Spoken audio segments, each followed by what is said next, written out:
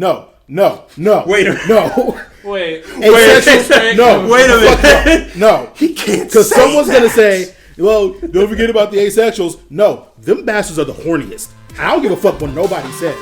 They are from...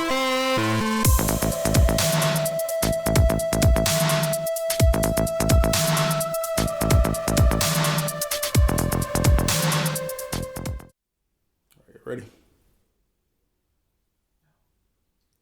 Well, too bad. Welcome to week 6.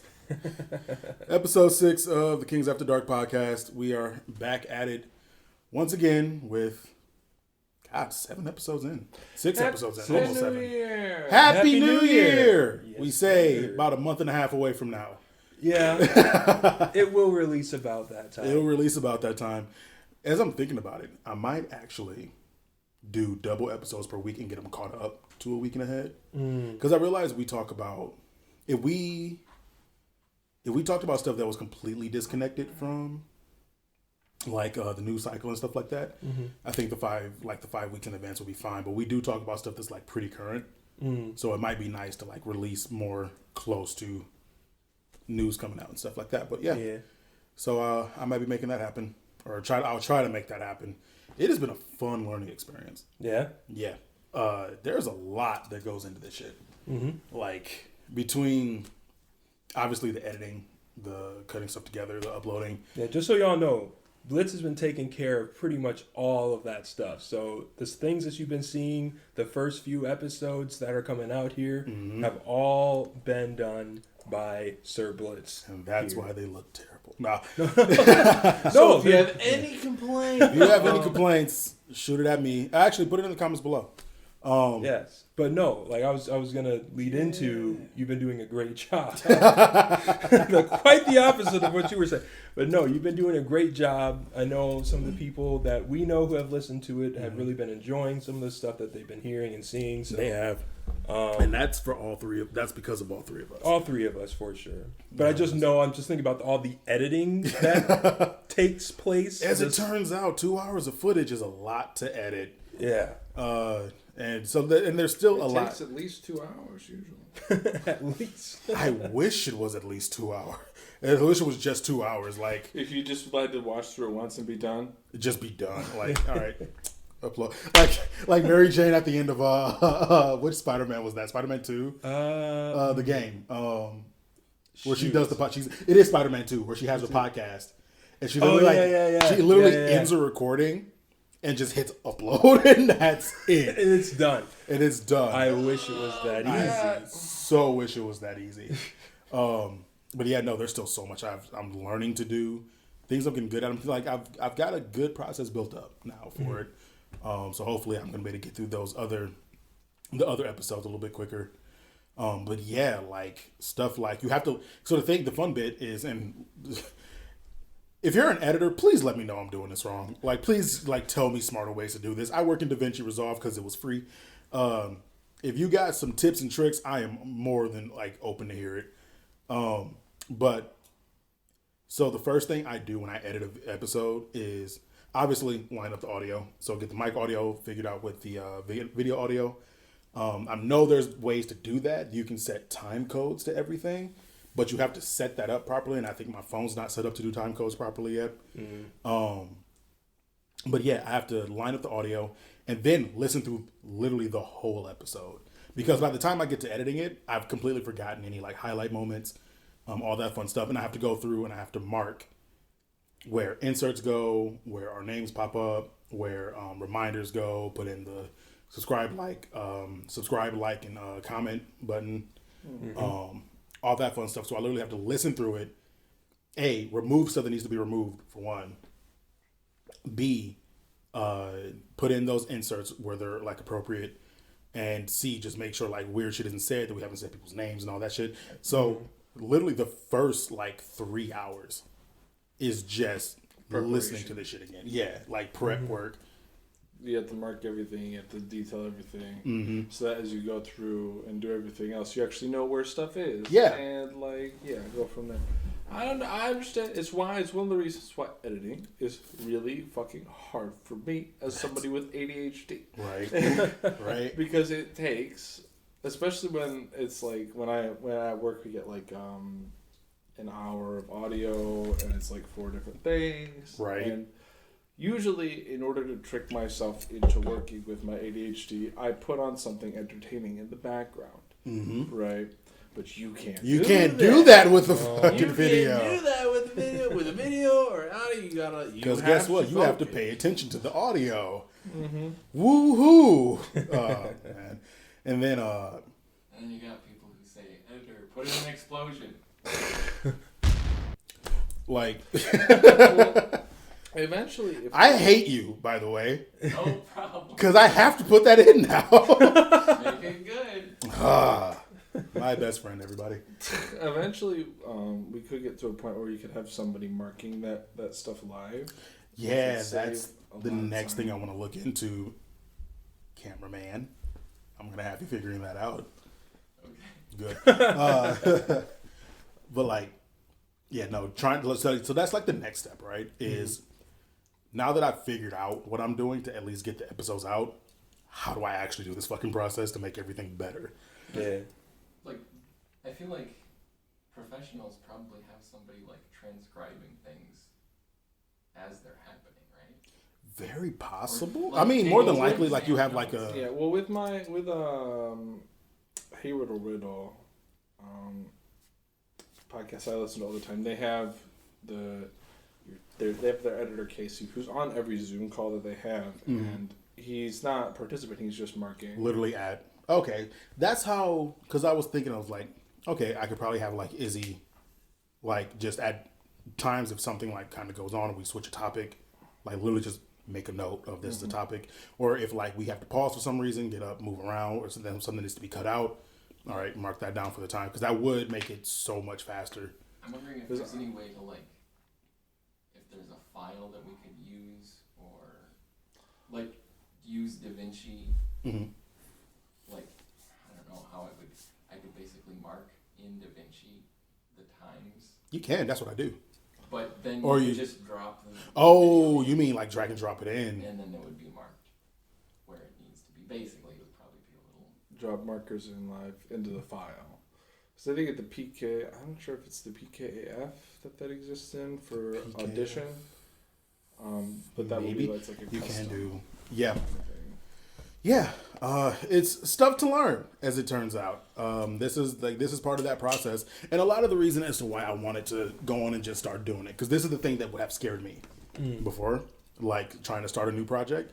It's literally this what we're talking about of like I'm trying to think through all of this, realizing I don't have a great answer, and then just like it just kind of it goes dead in the water. So I've been feeling really good doing this just because it has been proving that I can sit down and do it. I'm conquering this. Yeah. I will say, having to sit back and listen to not only you guys but myself for 2 straight hours, start to realize a lot of really annoying tics that I do when I speak. I haven't. Don't tell me. Well, I'm going to tell you one. I have to now, and because I'm telling you because I'm going to work on it. I notice a lot of times when I'm about to speak, especially if I'm responding to somebody, I go, Which sounds the worst. in I headphones. no. I honestly I don't think- have not heard you do it enough to the point where I'm like, that's a tick, that's annoying. I don't think Well, I, Yes. you don't notice it because it's Yeah. not important in speech. Your brain literally goes like, I guess I was so. I was about to say, guess who also didn't notice that until he listened to 4 hours worth of a podcast and realized he did it literally every time he opened his mouth. I just did it just now. Yeah. Fair Like, enough. So but did I you notice anybody else's annoying tics? no, just mine. Ah. So there is a good chance that there are. I've because I have to listen to them. I'm guessing because they didn't stick out that I didn't hear anything. Especially because once I was privy to the fact that I was doing that, I would assume, but I don't know. We'll see as I go through because I still got 3, soon to be 4 more episodes to edit and get up. So we'll see. I think most of my ticks are probably just more like body stuff rather than I was like gonna vocal say, things. me, you are such leg shakers. Yes. You shake legs the whole time. And Absolutely. then Fluff's just chill over on the side. But yeah, like it's been a fun learning process. I have noticed I'm less annoyed with my voice now. Oh, that's good. You get used to it. You get used to it You get eventually. used to it. I think, and we've talked about this a number of times just over the years of like hearing your voice for the first time in a recording immediately made me never want to speak again in front of a microphone because I do not sound. What I hear coming out of a speaker is not what I hear in my head for obvious reasons. Like between the flesh, the blood, the bone, you're getting a whole different resonance in your. Actually, yeah. If anyone's listening and you have this problem, that is the reason that you sound so much different in your head. You're literally in a different resonance chamber. Like your head creates a different tone space, and that's why what you hear in a recording is not necessarily what is put out to the world. The thing that helps me. We kind of get over that because I hated it too for the longest. But if I wanted to do this, I was going to have to speak in front of a camera. The thing that helps me is I deliberately remind myself that just because I don't like it doesn't mean everybody else feels the same way. That the thing that people like hearing me talk. They like hearing us talk back and forth. People tend to have liked my voice, especially when I used to be a much stronger reader, and they all enjoyed it. And I have to remind myself that just because I didn't doesn't erase that they did. And that is the easiest. That's one of the. I won't even say easy. It's a very deliberate thing and a thing that I've done over years of like practicing that mentality. During college, whenever I would record myself on my phone and then edit that shit all the time. Like I had a whole pipeline set up for myself for doing stuff. I got pretty good at it too. Because especially when you notice those ticks, it's a lot easier to self-edit when you're like doing that shit live in some back corner, right? And like cut that shit out and change things really quickly. But literally every time I listened to my voice, I had to be like, "It's okay. You have friends who are willing to spend time with you. Your voice can't possibly be as bad as you think it is. Like listening to it right your voice is not as terrible as you think. It's okay, bro. It's okay." Honestly, that same mentality is what helps me with a lot of insecurities I've had. Of just like, there are girls that have actively like enjoyed my presence. They liked what I look like. They have said as much. Not everybody's lying to me. Just because I feel a certain way about certain flaws on me does not mean everybody feels that way. And that is. It's just something you have to remind yourself of, even if you don't believe it initially. Yeah. Just keep telling yourself that. Yeah. I'm like, if you have those kind of insecurities. Yeah. You are your own worst. You are your own worst enemy. Right. Like, and as long as you keep remembering that, it's going to be a lot easier to. Critic, sorry. Yeah, critic. It's going to be a lot easier to hear yourself back, but also to accept yourself more in certain situations where you are being more outgoing, vocal, making more of a presence. Right. One of the best weapons against that is evidence from other people in your life. Yes. The like friendships, compliments. It's really easy to shake that shit off, but you can also use it to remind yourself that you're okay. Yeah. That you're okay. You're doing pretty good. You're doing fine, man. Like, it's like, trust us, we've all had those insecurities, especially in our younger years. Like, I'm 31 now. I'll be 32 later this year. And it's like, Ruben had a fun high school and like early college year, like learning to get over some insecurities. And it was exactly that of like, I have people around me that I have to be, how do I say this? Like, I have to be more willing to believe them and believe they're telling me the truth than that they're telling me a lie. Because that was kind of that's the thing about insecurity, right? Is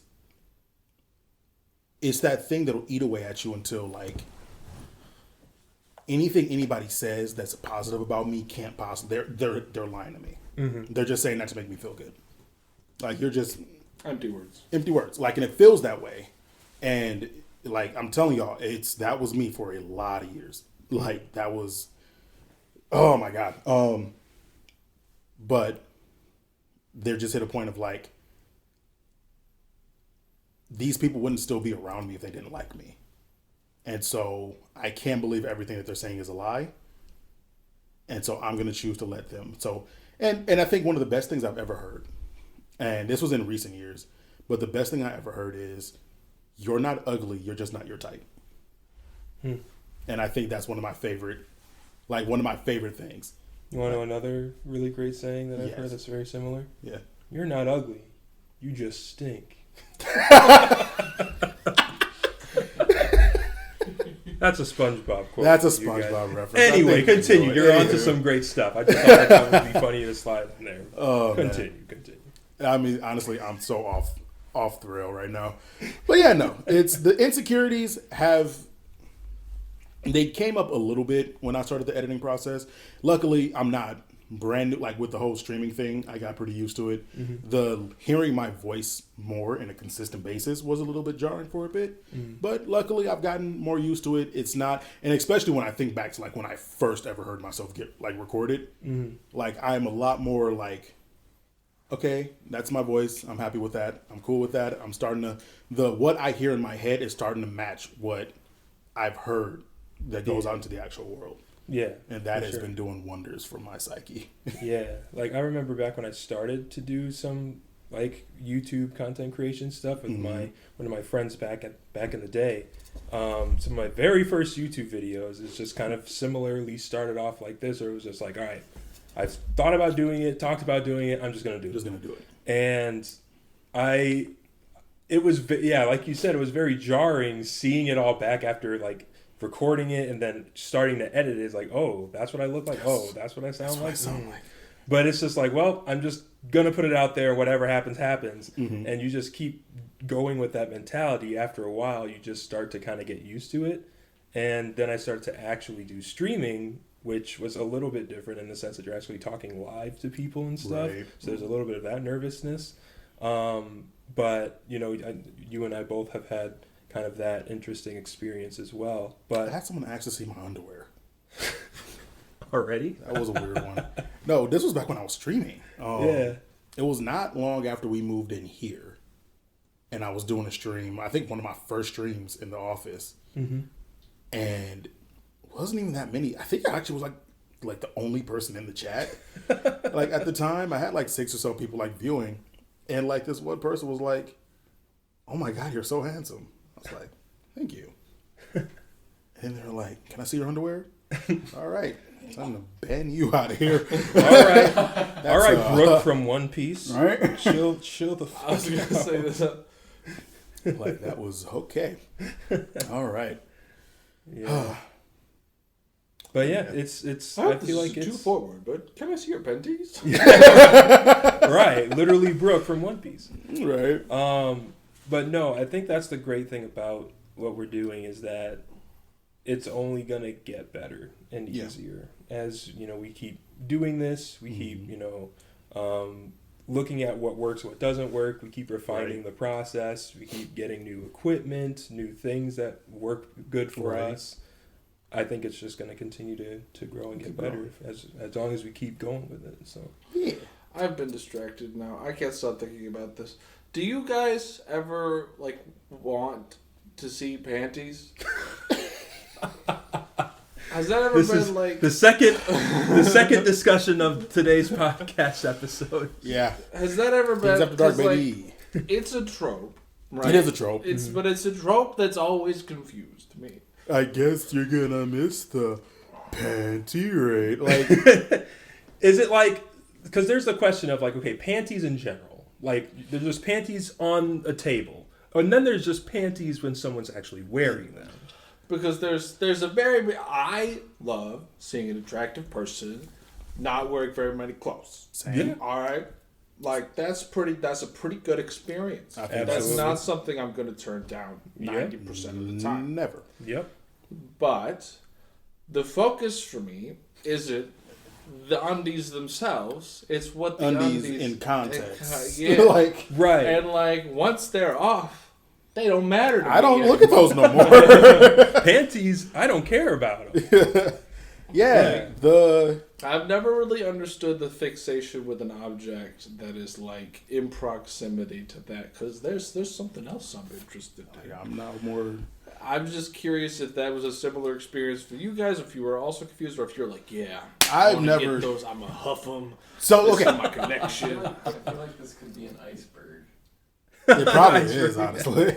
Like in the context of that, yeah, like I'm in the exact same boat of like, yeah, I love seeing like a woman in lingerie. Fucking send me them saucy pics. But once those clothes are off. Like I've never cared about, like in the context. So this is apparently on Christmas we throw away the wrapping paper. I'm not excited to see the wrapping paper. Like, yeah, it's what's in. I appreciate under the wrapping paper. a well wrapped gift. Everyone who doesn't? Who doesn't? Like, yeah. But once the wrapping paper's off, and I don't want to hear no shit about asexuals, because asexuals are the fucking worst. No. Wait a minute. No. wait. Asexuals. No. Wait a minute. No. He can't. Because someone's gonna say, "Well, don't forget about the asexuals." No, them bastards are the horniest. I don't give a fuck what nobody says. They are some of the horniest people on the face of the planet. You just don't have a somatic response to it. Don't fuck with me. Do not fuck with me.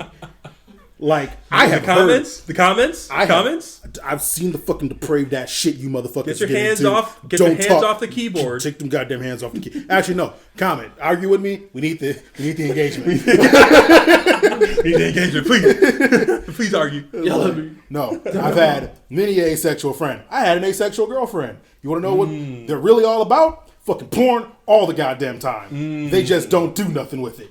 Damn. Really? Like, this might have also just been an anime girl thing, but like just a nerd girl thing. But like the motherfuckers read yaoi the way this nigga reads manga. Like, but you know what I'm talking about. They just don't act on it whatsoever. They just have no sexual desire about it. But the motherfuckers are horny, and I don't want to hear shit else about it. Interesting. You know who you are. You know, in my lived experience. Yeah. Like, you have a wallpaper of dicks made by an asexual person. Like, that's what I'm thinking of right now. They write some of the best smut. They send me daily are you serious? pictures of like their boy love romances that they're writing, like that they're sketching in order as an artistic challenge for themselves. I'm very proud of them. They're very talented artists. Absolutely. And I love their smut. Just don't tell me you fuckers are not horny. Honestly, it's not even them, because I think the asexual people will probably tell you, yeah. It's asexual, sex repulsed people. They'll be like, nah. No, them too. Them too? Them motherfuckers too. Damn. My first girlfriend was sex repulsed asexual and read yaoi like a fucking addict. Like she would drink a wild air. Yes. Like a fish drinks wild air. Exactly. You motherfuckers, I see y'all. I like hiding swim. shit. But anywho, to get back to the topic. Yes, most everybody loves to see somebody in like skimpy clothing. Like there's always something to be said about like how like alluring the image of like the tiniest bit, leaving the tiniest bit to the imagination. Yeah, it's kind of like a weird, kind of like complex, more or less. It's like you slightly cover up something, just very slightly, and hide the most like private areas or most like interesting areas that you would normally be interested in, and it's like all of a sudden there's something so hot about it, right? Yeah, you're just more interested in the thing now as a whole. But as soon as you remove the covering, sometimes you're just like, it's not as exciting anymore, but it's still. But I'm still excited. I'm still more excited for that than I am for the thing that came off. Like, right, but it's not like. It depends on the context, right? Yeah, true. Because if we're talking about like pornography, well, it depends on what comes next, right? Like, is it just like a new picture, or is it a new experience? Because if I'm being intimate with somebody, I want them clothes off. I want them clothes off. It's the next stage. We're gonna have some fun. We're gonna like. It's definitely the thing of. Honestly, you're saying it. Actually, I don't know what I'm about to try and say, but it's definitely the. I want to eat the cake. I want to eat my cake. Now, if I'm in a situation where I can't eat my cake, and like you just want to give me like like to tide you over appetizer. Oh yeah, skimpy pics all day. I would still take a nude. Don't get me wrong. Don't get us wrong. Don't get us wrong here. But like, yeah, there's like that. There's something so much more about like it's more erotic. I was gonna say I couldn't think of the word like either erotic or exciting. There's something like more exciting or sexy about it when it's like that, and then there's something much more carnal when it's like full nudity. Because like with full nudity, I want to get inside of you now. Well, it's like in this moment, I want to be in you. Like it's foreplay. You know, you have the build up to the excitement, and then you take it the next step further, and then anyway. Yeah.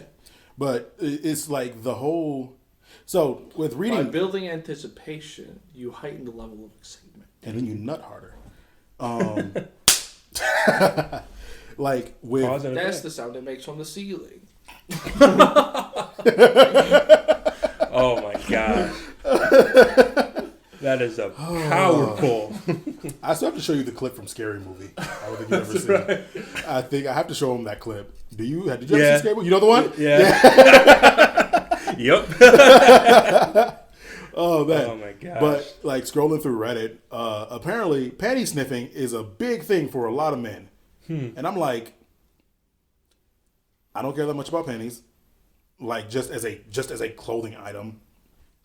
And I really don't care to smell like used ones. That's like a thing that I feel is normal, but is something I've never fully understood. Of like, I like the scent of pussy. Like I'd fucking eat with the best of them. Like I'm down there. But picking up soiled garments and smelling them is a whole different level of depraved. I don't it's just understand. not something that interests me. Like, don't get me wrong. When I smell that, I'm like, unless it's in a context where I shouldn't be smelling it. Well, then it raises questions. Well, then, and sometimes it's like not great. Like one time, we were doing cosplay stuff, and we were doing it at a hotel before the con. Oh. And I was in a hotel room with 3 other women that I was either related to or friends with.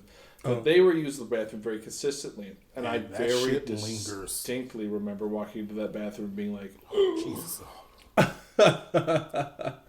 Walking into a fish market like, Jesus Christ. Like, whoa! Yeah, no, it don't smell Look, man, as bad as sweaty balls can get, sweaty pussy is worse. Like neither one of them is putting out a good smell after a while. Man. Which is another thing of like, I know a lot of people joke about it, of like the super hot sex after like a gym workout. I feel like if she showered right before the gym and is only there for like an hour, maybe. But that's spontaneous. Like I've never understood the spontaneous sex after hours of doing like. I say I never understood it. I do understand it. I just know I'm too fat for it. Like I am too big to be like showered at 10 o'clock this morning. It is now 8 o'clock at night after we walked around the whole city for like the last 4 hours. Spontaneous sex time, right? I was like, nah, babe, I gotta go take a shower right quick. Right. Like, but no, it's like who would have thought the darkest, dampest, hottest, most. Nigga, are you describing me? No. Oh, but well, no. Like those parts of our bodies would smell the worst. Who would have thought, right? Who would have fucking thought? That doesn't make any sense. I'm confused. Speaking blasphemy. Speaking hysterics. I don't know what it says about me. That at that point, I don't give a fuck. I'm down to clown. But okay. I'm not eating ass. That's fair. But that's fair. Like anything else is pretty much on the table. Okay, I guess there's a level to it, right? Where's a line? If you want me to, I will return it. Not saying I'm like into it, but I'm not against it either. Like, but like I don't know. There's a point where I've smelled, and once again, this might be based on experiences of like big versus small people, right? Like, I just know as a big person, them odors come on fast, and it's like there ain't much you can do about it. Unfortunately, that's just how it goes. You gotta freshen up every few hours or so. Be conscious about it. Right? Maybe like with the skinnier folk and the more fit folk, they can just get away with that. Unless you're Asian. Or if you're Asian. Yeah. Which is still the wildest thing I've ever learned about.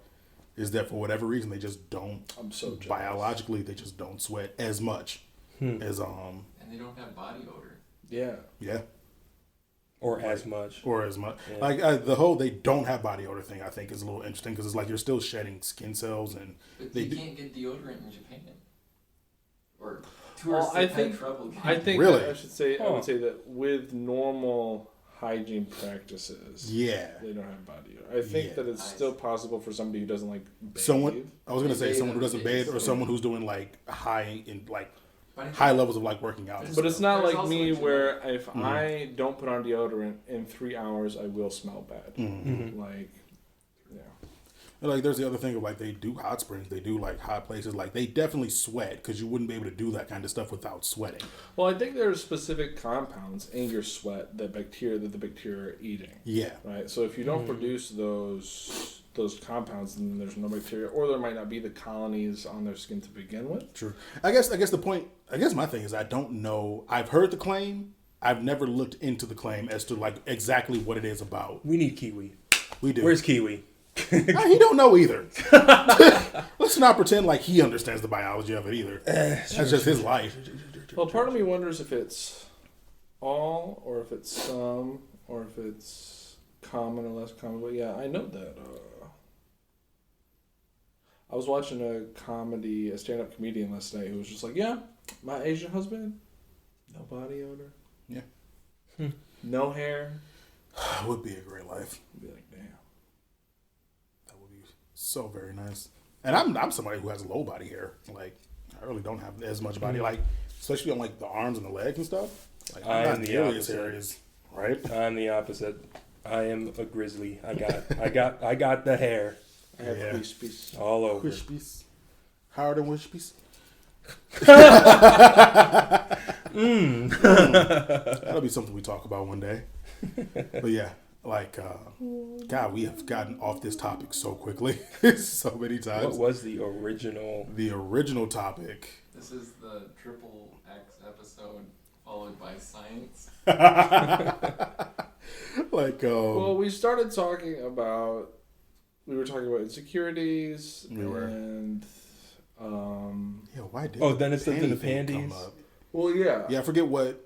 Well, originally we were talking about editing processes, Yep. and that led us to insecurities because of like talking about like our voice and then how we Mm-hmm. combat insecurities. Now, I forget how panties came up specifically, but that grabbed my brain, and so I derailed us. Yeah. You said something. Ruben had somebody ask for his paint. There it is. Oh, There underwear it on is. stream. Yep. Yeah. And then I said Brooke from One Piece, who specifically always asks every woman Can I on see the your show, panties? "Can I see your panties?" And then you referenced that, and then we got onto the panties thing. Well, yeah, because it confuses me.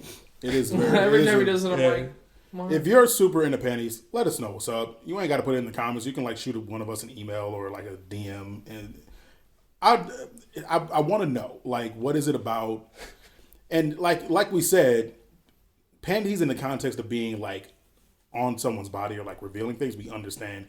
It's if you're like into just panties, like if you could like just get a girl's panties, or you're the kind who like collects panties. Something like that. Trophies, I understand. In the sense of like you keep a girl's panties after a night you slept with her, conquest type shit. Because like it's stupid, but I get it. I don't like it, but I get it. I get it.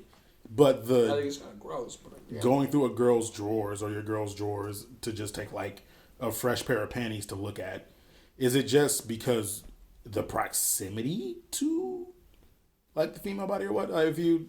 I would love to hear this. I think we would all love to hear this, but I wonder if it's if you don't have a girl on hand, it's the next best thing. I don't know. that's what I'm curious about. That's what I want to know. Like, what is it? Because it's clearly we don't get it. Yeah. It harkens their mind back to someone wearing them. Yeah. Guys, let That's- us know. yeah. Let us know in the comments. And ladies, let us know what color your panties are today. Don't do that. Or do. He can't stop you. I mean, It is the internet. You have free will. So I'm uncomfortable with the ask, not the response. We'll compile all the data into a giant pie chart. And we'll let everybody know what the audience breakdown is. yeah. Let's get into an actual episode. This preamble was fucking stupid. I might cut the whole thing. Oh man, That would be what, 30 whole minutes cut? 36 minutes. Yeah. How you fellas doing, man? I never asked you guys that. Doing good. We're doing. Doing all right. Yeah.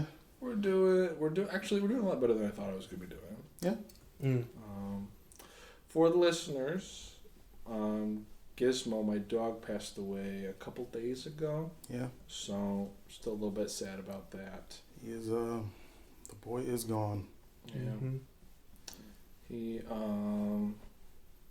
had internal bleeding and started getting seizures. He went pretty quickly. So.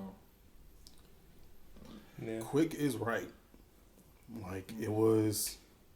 We literally recorded an episode. We ended up recording late last week, so we recorded on Thursday. And as far as we could tell, he was fine. Mm-hmm. And literally the next night. The next day, I was cleaning out his crate, and I was like, "That's a big wet spot."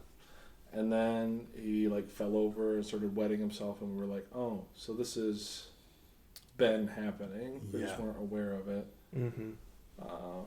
I ended up taking Fluff and Gizmo to the hospital, and Thank you. By the way, I don't know if I. Said oh that. yeah, no, you did for sure, and no problem again at all.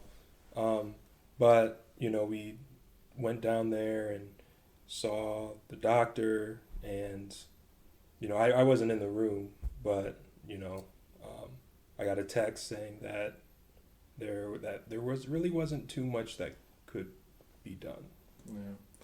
Well, like they told me that they could try to operate because like there was a mass inside of his abdomen.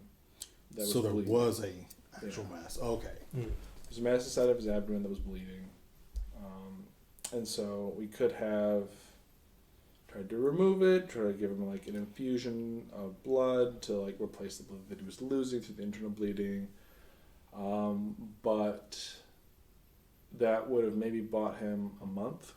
Mm. And I know operations like that for dogs usually run around like $3,000. So $3,000. I love my dog very much, but I don't want to make him suffer. He recovering from a traumatic surgery for the last month of his life for something that I don't think I could even afford to begin with. Right. And so, yeah, that was the decision. It was rough. It hit me pretty hard. So. Yeah. And But we're doing okay. good. Like, if there's any solace, he was an old dog. He lived a full life. Mm-hmm. Basically 12. He was like a couple months away from being 12 years old. Yeah, 12 years old for a type of dog that has a life expectancy of only about 14.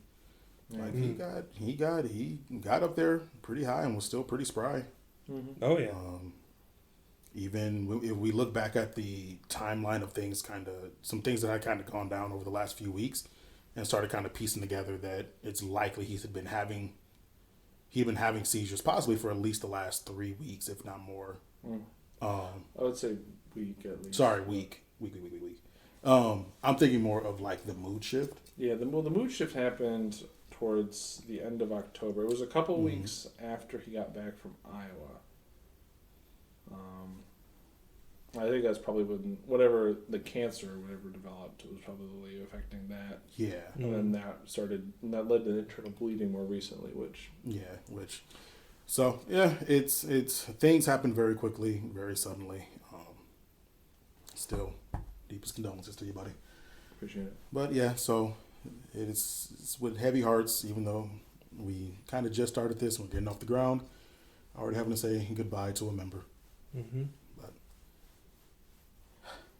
These But things happen. we want to try and memorialize him the best way that we can.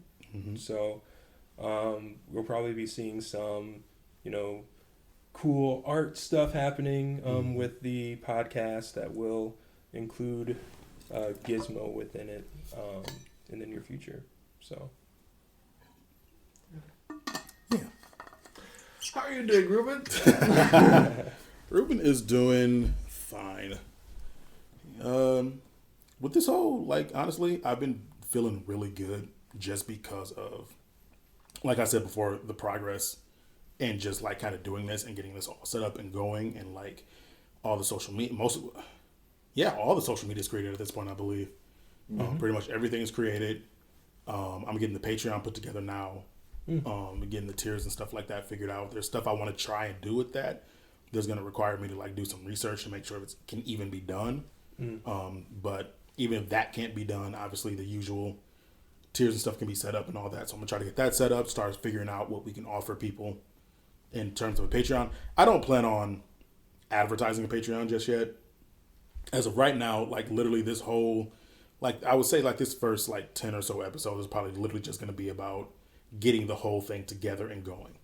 Like what we've been doing the last few weeks. Monetization, like obviously it's on the list of goals, but it's not on my list of priorities right now. But we're making that happen. We got some cool equipment coming in. I spent probably too much money on, but oh well. Christmas present to yourself? Christmas present for myself. But yeah, like just between that and getting everything going and getting everything set up, I've actually been feeling really good about myself. Because it's been a long time since I've like had I want to do this thing and I'm just gonna do it, and like actually done that. Sorry guys, I have to leave the podcast. It's time for me to meditate. Your watch is. My watch told me to get up like 5 minutes ago. I'm just like, nah. Are you serious? It does that every once in a while. Hey, it's like, stand up. You've been sitting down for a while. You should try to stand up and move your legs that probably have gone comatose after. There's a good possibility. Yeah, but being proactive about your goals is just one of the best things. It feels crazy good. Like to the point that it's actually helped spur me on in other areas of like motivation with working out has been like, okay, it's I won't say this like I'm like gung ho about it yet. I'm trying to get to that point, but definitely of like a feeling of like, you know what, I'm doing this podcast thing. I can fucking do this. Like we can do this. So trying to stay on top of that and all that. So like there's I feel momentum building, and I'm excited to see it continue building, and like just keeping this ball rolling. So yeah, that's how I'm doing today. Nice. I guess I was gonna say I've been in the gym for 6 months, but I guess I've been exercising for 7. Yeah. So I was running a month before that. Yeah, watching him do his shit too. Well, that's why I say that's one of the that has been very nice in a lot of different ways. Well, just like doing something consistently, especially somebody that really struggles with doing like anything consistently. Sticking with something for 6 months is a really big deal. Right. And then it's like we just restarted, me and my gym buddy, our workout program, our 6-month workout program. So, yeah, we officially made it all the way. Heck yeah. And that's very exciting. And see, I need to sleep more. I think I would probably be seeing some better results from that if I was doing a couple of things differently. But overall, I am happy with the progress that I have seen. Nice. Yeah. Yeah. Hell yeah. Look at us. Oh my God! I was doing some reflecting on the year for New Year's, and I realized that, with the exception of maybe getting a new job, I accomplished all my goals that I had for myself after moving out of the house. Hell yeah. So, nice. even the goals that are kind of like I wanted to I wanted to get my sleep under control. I wanted to start budgeting. I wanted to start exercising. And I wanted to get back out there romantically. And I have done all of those things. Yeah. Hell yeah. Not necessarily in the personal life thing, but kind of same. I didn't really I need to get into the habit of doing it more, of setting like more like personal life stuff. I kind of just stopped because I had fallen off the wagon so many times I didn't see a point in doing it. But I did set goals for myself for disc golf this year. And I actually managed to hit those goals. Like they were, one of them was a simpler goal. It was really more of like a kick to myself of like doing more tournaments. and like actually getting into doing tournaments this year. Mm-hmm. The other one was the whole sponsorship thing. Like that was I literally started this like disc golf season and said, this year I'm getting on that sponsorship team. Mm-hmm. And here I am. Like, so that felt really fucking good. I've also like seen the progress in my disc golf game of like just like how I was throwing at the beginning to like how I'm throwing now. And like it feels really fucking good. Mm-hmm. Like to see that kind of thing happen. Yeah. And then there's this motherfucker who just like shows everybody up and is like, get married, bitches. I mean, I was about to say, I don't think that's necessarily a goal, but that's definitely like a milestone yeah. for sure. Mm-hmm. But there are people do set goals to, find, that lifelong partner for that year. Mm-hmm. And I think for me, they say usually don't want to have getting into a relationship as a goal. yeah, Because for a lot of different reasons. One, you usually focus on it too much, and then a lot of times you'll be willing to accept sacrifices that you normally wouldn't if it wasn't something you were like, but if you weren't focused on the relationship and instead on like the person. So I've always tried to strike a balance, because if I didn't care, I would never do anything.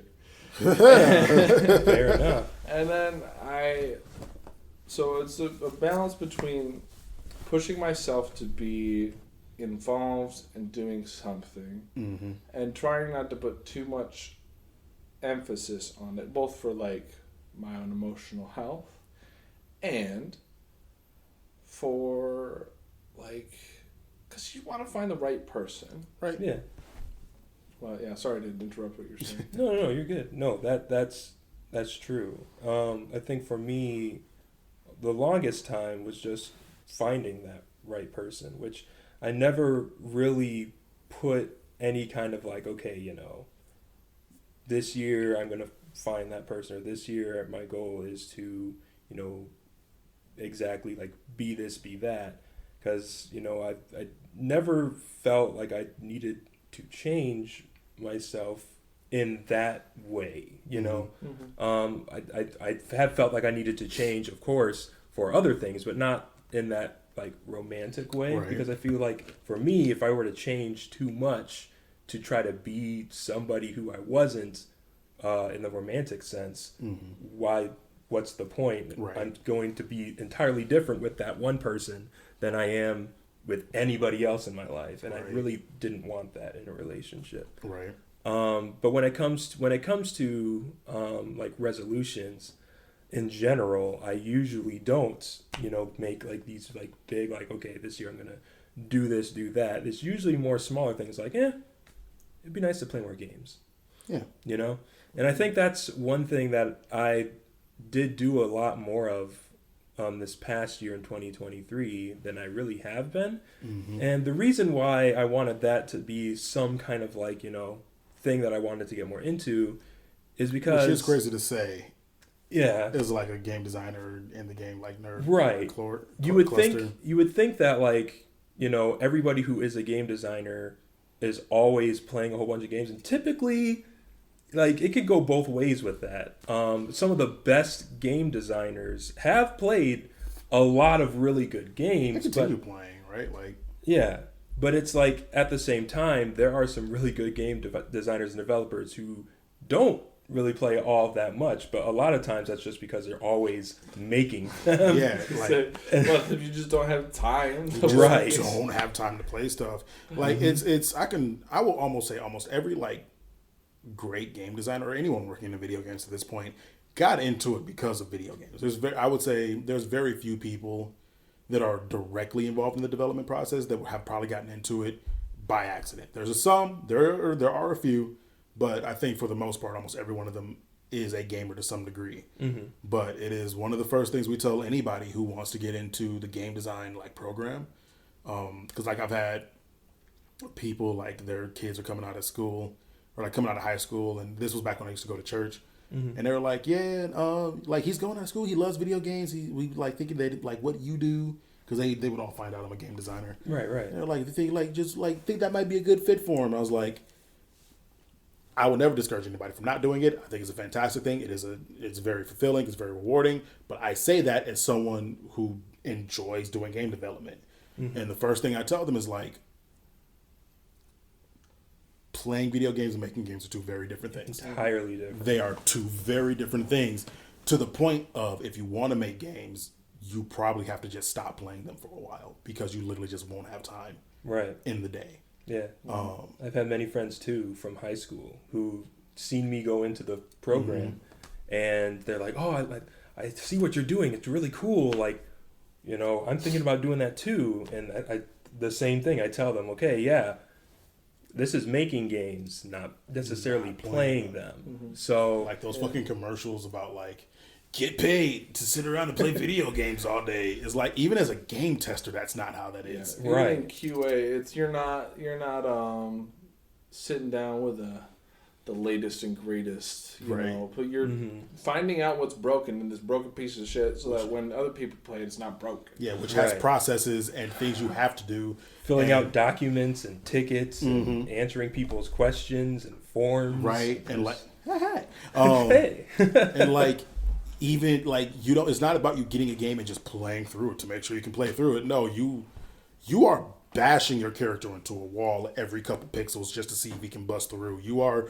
running up to an object and then pressing a button that you're not technically supposed to press to just see what's going to happen when you do that. You are trying to find combinations of what people like, how you have to like think how the average player would play and try to figure out what the dumbest person you've ever heard of will do. Yeah. And like, give the controller to a baby and let them like bang on it and just see like what their inputs do. Right. Because that's quite literally like what QAing is to find the broken shit, like you said. And so it's like, I used to want to be a game tester so bad when I was like 12. Like, because I knew it was a job you could do, but it's like, no, QA is a whole beast in and of itself. Yeah, for sure. And I know, like, for me, that was the biggest kind of thing after, you know, our capstone and, you know, the project that we keep on not talking about and going into detail about, but we will go into detail about it a little bit, at least right now. I got enough breadcrumbs to go look it up. It's the project's called Howard and Wispy. I'm just gonna say that right now. Howard and Wispy. It is a big project, and we developed it, you know, the capstone version of it at least, pretty well. There's just a few more programming things that ended up stacking on top and on top and on top and on top. And we've all just been really busy with life. As it turns out, living is expensive. Yes. The past 3 or 4 years, life has happened to all of us. Oh, boy. And it's just been a struggle to kind of get back into it. But at the same time, if I learned anything just after, you know, the moment that capstone presentation was done, we were all kind of decompressing and stuff. I realized, I was like, I definitely do not have leadership knowledge to lead a team like this yet. And 2, I have not played enough games to know exactly what, you know, people like to play, what's super fun, what different mechanics, what different, you know, types of games are out there for people to try. And of course, indie developers pop out of the, you know, woodworks all the time and create some new cool things. But it just became more apparent that, you know, I needed to be more into, you know, what I was creating. So for me, it's just been a journey of discovery of like, okay, if I want to make more, you know, if I want to build this game out, or I have all these ideas, before I even try to do anything with them, let me play more games and see what's been done. Right. Not so I could copy them or whatever, but what works, what doesn't work. Right.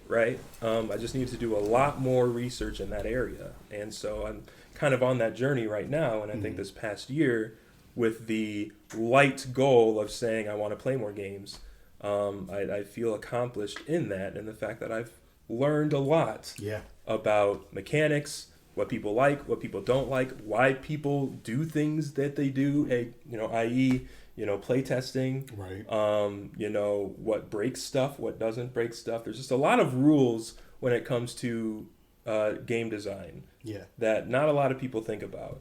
And even the people who think they know a lot of stuff, turns out they don't. Yeah. You end up learning more and more. So it's just been a fun journey this past year, kind of with that mentality. Yeah. There's something to be said about not reinventing the wheel. Because, like, that was a... God, I keep burping all over the audio. That was a weird thing that I had to learn of. There's like this weird constant push of everything has to be new and unique. Or at least it felt like there was this constant push that everything needs to be new and unique. Novelty. Like everything needs to be a novelty. Like everything, you have to have a novel thing. And it's like, that doesn't mean that every part of it has to be brand new. Like there's going to be parts of this that you take from what's already been established and you make, like, platformers have been platforming since fucking forever, and platformers are still pulling the same thing.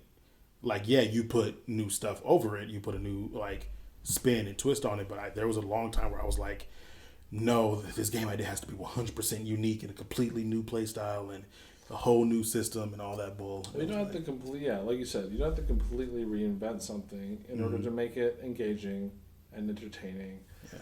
I mean, if the manga and manhwa I read are any indication, you definitely don't got to do that. No. Because most of it's the same fucking trope and basic structure. You just, like, tweak a little bit of this here. You mean to tell me every Asian comic you read is probably just The Journey to the West retold again? Huh? I don't know what you're talking about. Every bit of Western media is the hero's journey all over again? You mean every shonen is a shonen? Yeah. Like, yeah, it's as it turns out, people like you don't have to blaze a new trail every time. Yeah, I want to circle back to goals real quick. Yeah. Because there are a lot of different, like, advice that you can get for setting goals. One of the best I've ever heard is the SMART, specific, achievable. I forget what the R is. You missed the M too, or is it?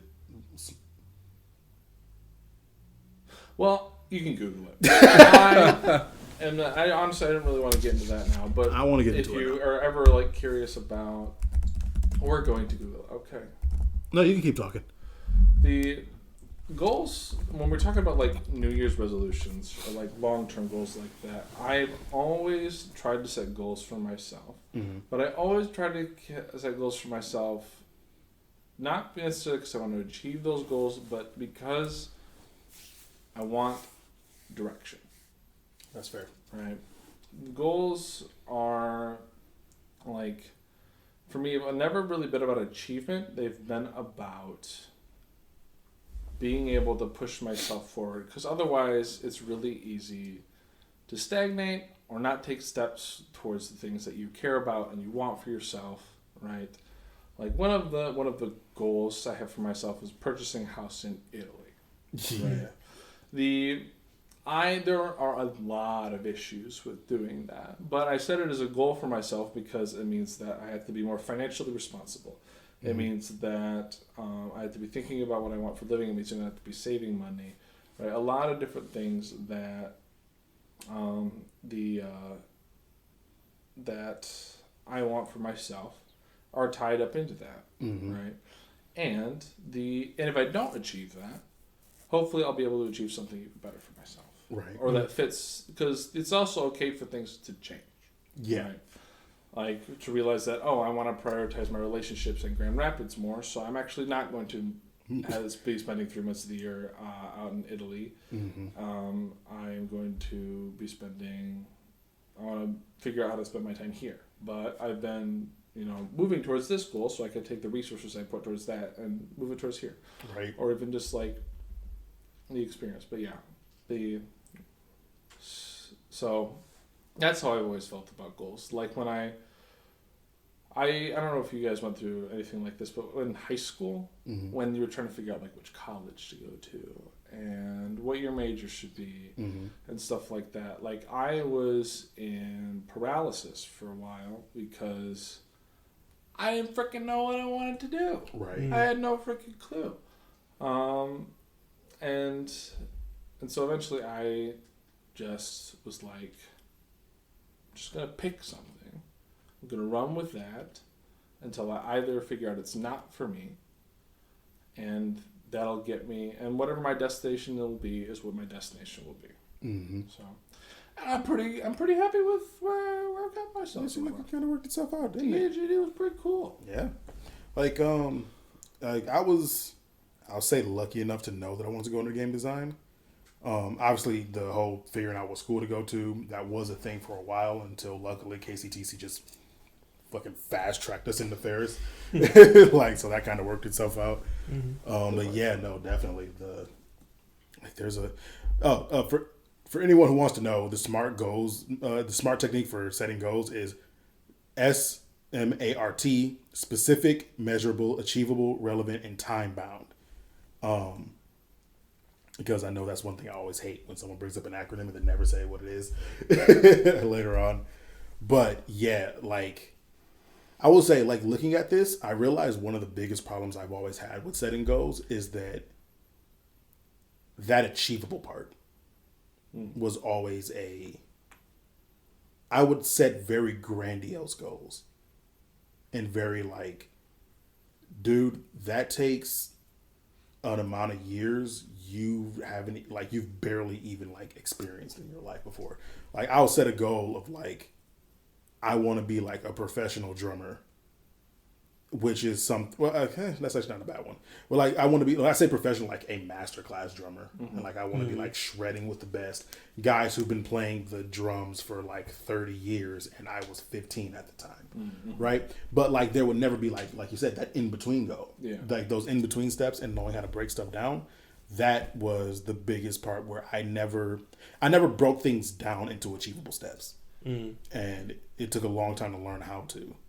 You're trying to build a brick wall, you gotta make a brick, and then you gotta make another brick. Mm-hmm. But I just wanted to build the brick wall, and then I looked and I was like, how do I build I looked at it and I was trying to figure out how to build a brick wall, and I was like, well, I just want the brick wall to be here. Fuck it, I give up. Like, and that was absolutely what it was. Pouring cement. No. How do I do this without all the time I didn't realize it was going to take? Well, never mind. But yeah, so that's been learning how to break stuff down. Because you can have lofty goals. That's not the issue. It's knowing how to break those down into the base. Like you said, so with the Italian house thing, right? Well, buying a house in Italy is a fine goal to have.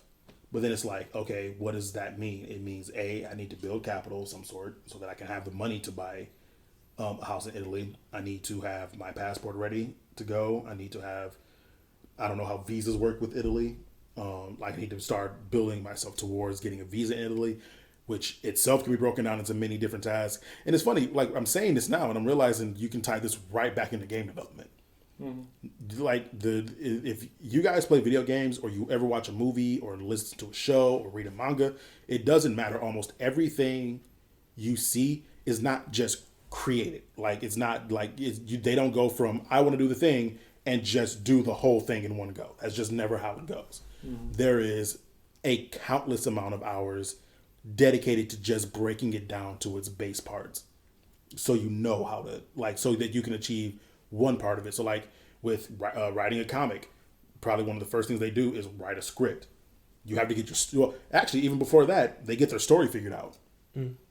If this is a comic that's going to have a structure of, they know what the full story is going to be, get that story figured out. Or even if it's going to be ongoing, get each part of the story figured out, and then you start figuring out the comic layout, and then you figure out the imagery and what you want to do and all that fun stuff.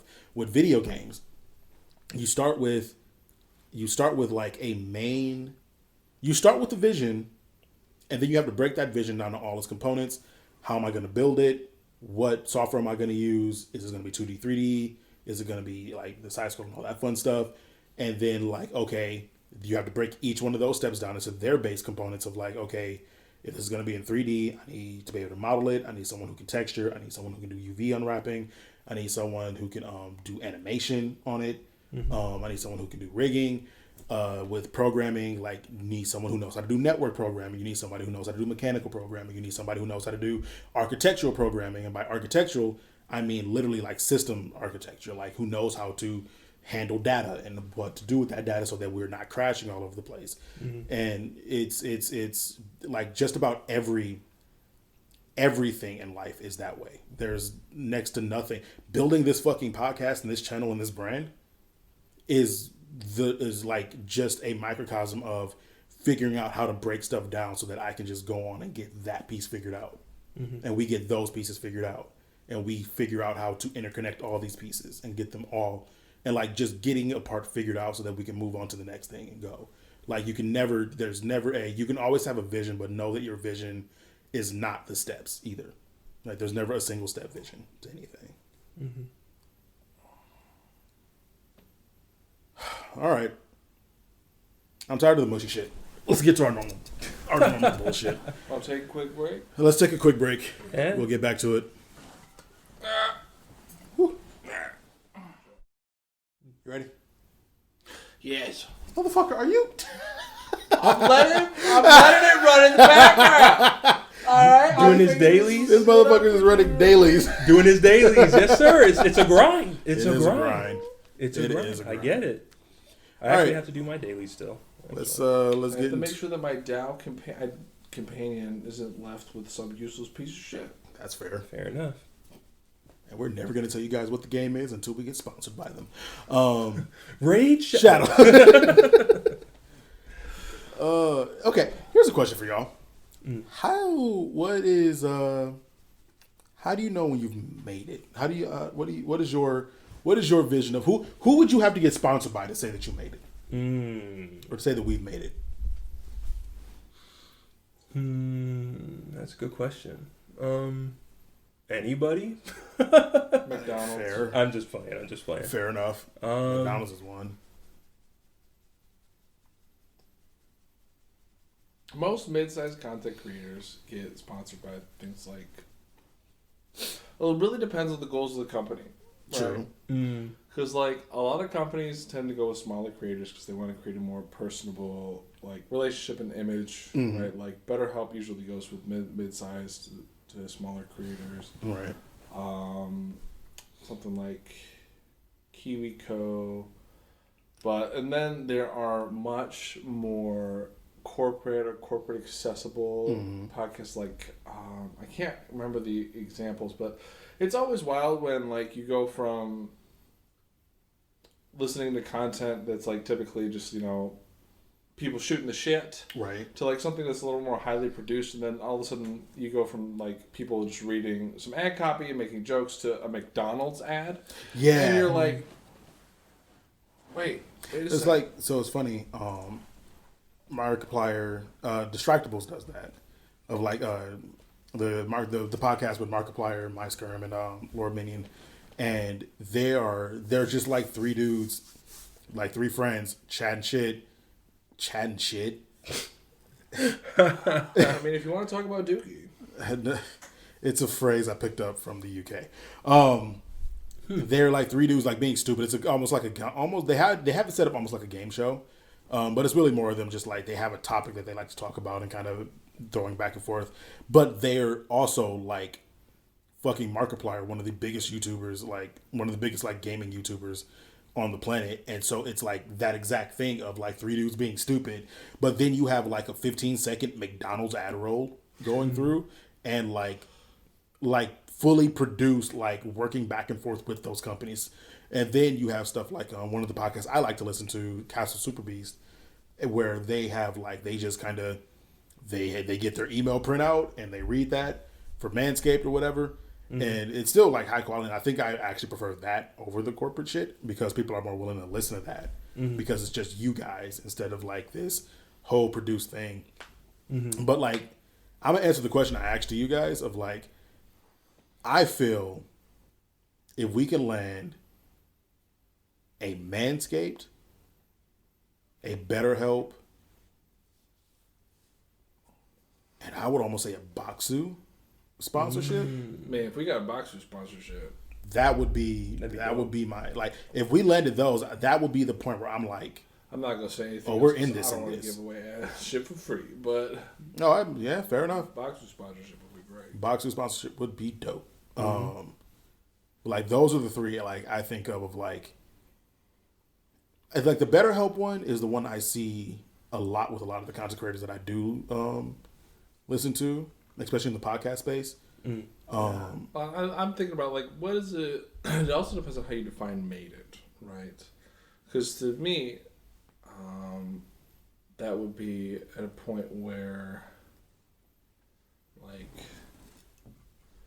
we could sponsor our own podcast if we wanted to. True. That's what it looks like. That's what it looks like to me. But the if you wanted to go like we have a successful podcast, any of those would work. And that's pretty much what I'm getting. Like we have a successful podcast that is no longer in the. I guess I'll reword it to. We're out of the trying this out phase. Yeah. Like, and that's where I'm like, if I feel like if anybody were to, like, I say anybody, more like any company, would what does that? Has your flashlight been on the whole I time? don't think so. I think you just turned it on. Oh, okay. I did see a bright light. I was like, what is that? Like, is it just flashed us over there? Oh, my titty mode right. Oh, good. Yeah. Heck yeah. Nice. But that's where I was coming from with the anybody, because it's like I feel that if any company heard us chilling, talking, right. and it's like, hey, we want to sponsor you guys. Like, it's like, hey, a company, right, likes what we're doing, right, wants to sponsor us, and we can, show off talk about some more cool shit, right. To me, at least, especially maybe it's just because we're in this phase right now. We're just starting. Maybe this is why I have this feeling. I feel like once we hit there, it's like, okay, sweet. We are successful in what we're trying to do here. But that doesn't mean that we stop there. You know what I mean? Exactly. Like we keep going. No. Yeah. Like I use the term mated. That's why I think I switched up the wording. Because I use the term mated does not mean you have reached the goal. Mated has always meant like you are able to see yourself like amongst the peers of like as you kind of transition from being like the admiration for podcasts that are already doing it to seeing them as your peers now, and like you're now up there with them to some degree. Yeah, I was like, the point at which I could call people that I currently listen to up here would be interesting. I remember, what was it? Because I think it was before they did their Kickstarter for an animated series, but when Critical Role did a Wendy's one shot. What? Like in cooperation with Wendy's, they did a Wendy's one shot with like a TTRPG designed around like Wendy's. It's like an offshoot. Just shit. It's okay. Oops. Little water spill. That's fine. It's water. I was like, oh, this has a lot more eyes than a lot of people might think it does. But yeah.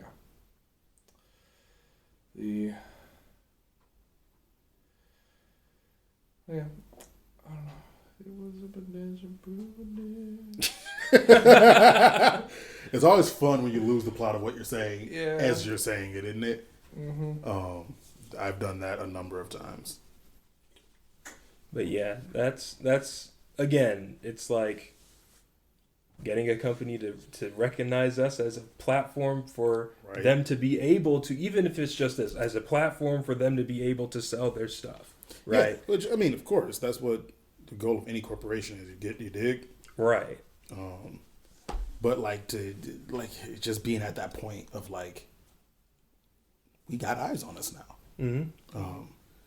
It's... I am the eyes. I try not to think about it too much right now because it's like that's where that grandiosity kind of starts to sneak in, and I'm like, okay, I'm starting to think too lofty again. But sometimes it's fun to think about. Sometimes it's fun to go like, I'd be down to run like a insert X here ad, not X as in Twitter. I'll take money from Elon Musk, but I've already said it. I'll whore myself out. I don't give a shit. Be a corporate shill. Right. Yeah. Okay. I'm just trying to see if it'll be easier to read this off of than trying to keep controlling it. There we go. So to get into the episode proper, with yet again a 1 hour and 16-minute preamble. But we have a pretty consistent pattern so far. We shoot the shit for an hour, and then we shoot the shit for an hour while talking about pop culture. Yes. And in the spirit of talking about pop culture, there is, oh man, you might have seen this, because I think you both were on Facebook the last few days, but one of the funniest things I've seen was there's a new Waffle House that opened up down in some place called Youngsville. Could begin to tell you where this is, but it is the most chipper staff that you've ever did see in a Waffle House setting. And my goodness, I already see some of the beginning of these comments. My goodness, the comments are so funny. For those of you who don't know or happen to be not privy to, Waffle House is a chain of restaurants in the U.S. I say restaurants, and I use that term very, very loosely. Some would call them dives. Some would call them pits, garbage cans. Anyway, they're a place you go for some reason that no one can really define, but everyone knows you're supposed to go there for it. There's a place you go where you're not supposed to like the experience. And that's the unique quality of the place. I always remember as a kid, because I love breakfast food. As a kid, I'd be like, there's this place called Waffle House. Why aren't we going to the Waffle House? We must go. And my parents was like, no. That's where you go to get diarrhea and violence. So yes. I was like, Yeah. That is there's well-known like tropes and memes of like everybody in a Waffle House can fight, bro. The worst place to go try to rob is a Waffle House because all of them are crazy. Yeah.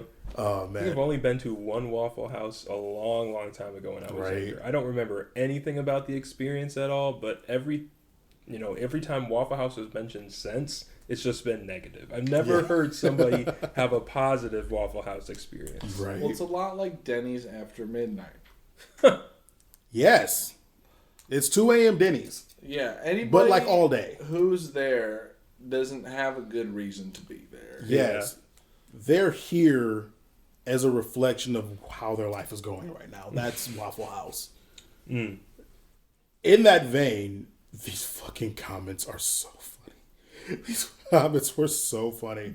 Oh man, just like all the main posts. I'll wait till y'all get some real employees. I ain't seen not one missing tooth in sight. Oof. Yikes. Nah, this store actually called the cops after a fight. I'm good. Not enough felons behind the grill means trouble. This place reeks of clean silverware, fast service, and a positive health score. I don't trust it. I don't trust it. At a Waffle House? That place looks like it smells like cleaning chemicals. My Waffle House needs to smell like bacon, Newports, and old rags. Otherwise, I ain't comfortable. Something's wrong. Something's wrong. Someone said, I don't like hash browns with good credit. Wow. Oh, man. Oh, shit. That's hilarious. Okay, so, 1, ain't nobody snaggletooth with a cigarette they begged for or paid $1.25 for that's halfway smoked. 2, the floors are clean, smiles showing signs of stress-free, well-organized with a salt and pepper shaker and a single felon. Bless y'all hearts. It's giving me Dexter vibes. Bruh. We need to sprinkle some shame on there. Smiles are hiding something. Oh, my God.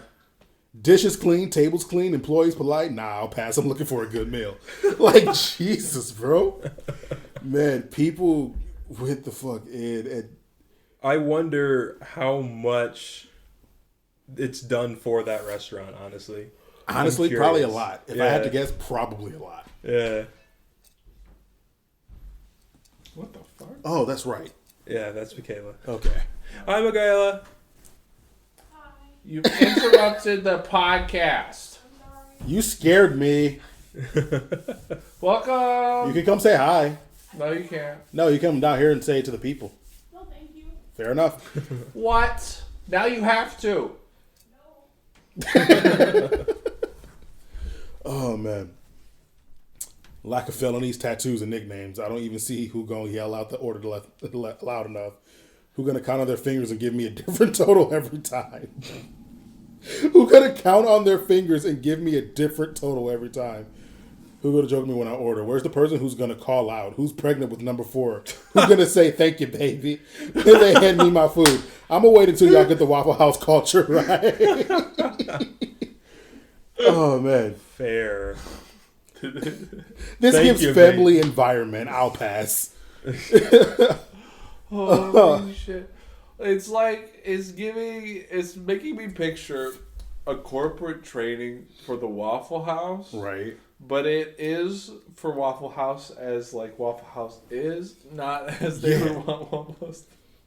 It's like... Sit here. I would actually be a great sketch to make. Yeah.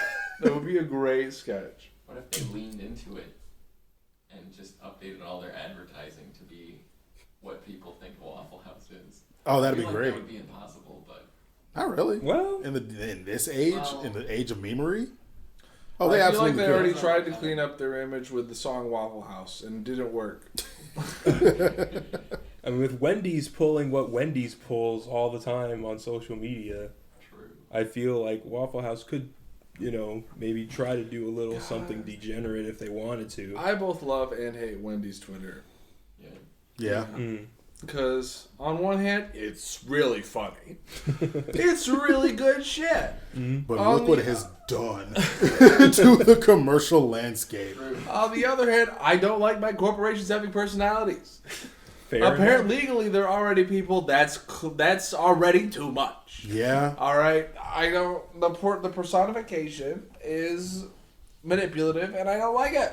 It is. It is. It has definitely changed the game, like for how advertisement and like PR works. In some cases, like every fucking corporation has to have a clapback Twitter account now, and has to have some kind of witty comeback. And you see some companies do it to great effect, and other companies just. My favorite is when they treat Twitter like customer service. Yeah. And they just get shit on. Yeah. That's also very good. It's very good. Like, oh my god, do y'all have this weird thing of not liking something or like an advertisement or anything the second you realize it's pandering to you? Like I want my pandering in advertisements, even though literally advertisements are about pandering to like the target audience.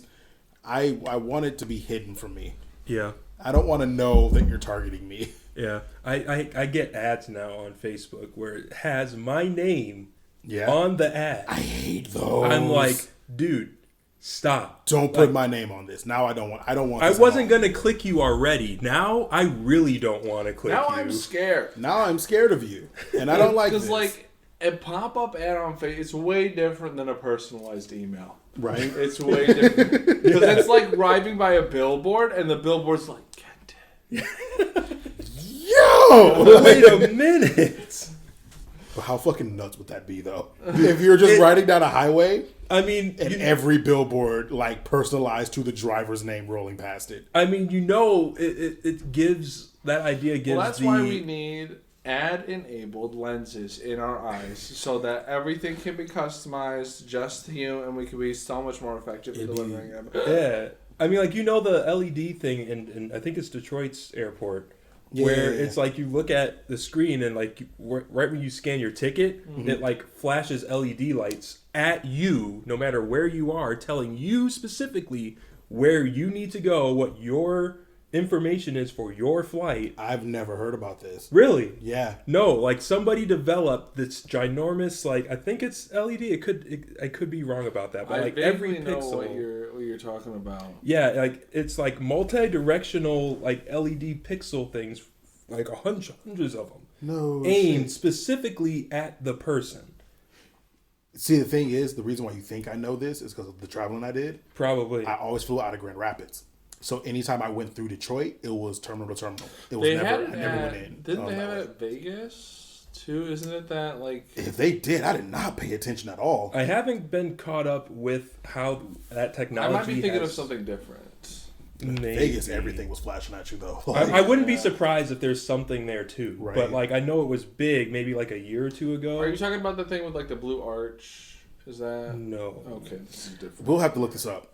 Yeah. I really want to see this now. Yeah, no, I thought y'all knew about that. I did not know about this. No, But no, like multiple people can go and get their tickets, like, you know, scanned and everything, and they're just standing there, like 5, 6, 7 people looking at the screen, telling them specifically their name, their flight, and it's all on the big screen, while the person literally 2 feet next to you is seeing something completely different. Yeah, I've not heard of that. That's fucking crazy. That is crazy. It's cool as fuck, if I'm being real. Mm-hmm. Like, I know the conversation about like advertisement, like to undercut what I just said about not being pandered to, like the personalization of information like that does intrigue me. Mm-hmm. Well, in that case, it wasn't really an ad. That's like stuff that you need to know. That's but stuff like you need to know. It's kind of scary when you're thinking about it like Right. that being used for like In conjunction with ads. Well, like because as with most things, if that kind of information and powers is used and genuinely improves my life, it's fucking fantastic. I'm all all fucking for it. Mm-hmm. But if it's used to manipulate and take advantage of me, I don't want that shit. I'm not dealing with that. Right. Like, I don't, like, for the complaining I'm doing, like, the targeted ads on, like, Facebook and TikTok, or, like, TikTok is having a hard fucking time figuring that one out. But Facebook has gotten pretty good with advertising to me what I want to see. For the most part, or at least things that I find relevant enough. Do they always recommend me good things? Not always. But I'd be real careful with some of the sites I go to, because like there's this one like it's been really recommended to me a style of clothing I've really been enjoying lately. But the sites that'll advertise at me are like, you'll go to them and realize this is a whole scam site, or not. Even if it's not a scam, there's it's dubious to like the fucking max. Like there's one in particular, and I won't say the name because I don't know. Like it's been very fishy, but I don't know well enough to like call it good or bad yet. But like I do know it's using stolen pics from a site I know is legit.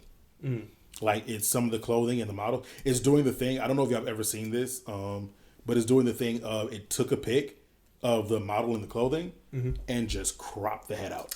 Oh yeah. And I was looking at it and I was like, I've seen that shirt before. I know I've seen that shirt before, and was immediately able to go find it on the other site. And I was like, yep. And that's why I didn't trust you before. I don't trust you now. Like don't do that. But so I do get some stuff like that, but I also get some pretty cool shit. Some of the stuff I have gotten like through advertisement. But it's like, my whole deal is one thing for Facebook to use cookie data and like the collected data to find targeted ads. One thing I do hate though are the advertisements where they're like, we're gonna try to be hip and cool for the young folk. We're trying to use memes that haven't been used in like fucking 5 years. Yeah. Which is forever and a half when it comes to the internet. Or meme formats. And it's like that meme format went out of style like 2019. Like, what are we doing? If it wants to be funny, it has to be funny on its own two legs. It's corporations trying to be funny versus people trying to be funny.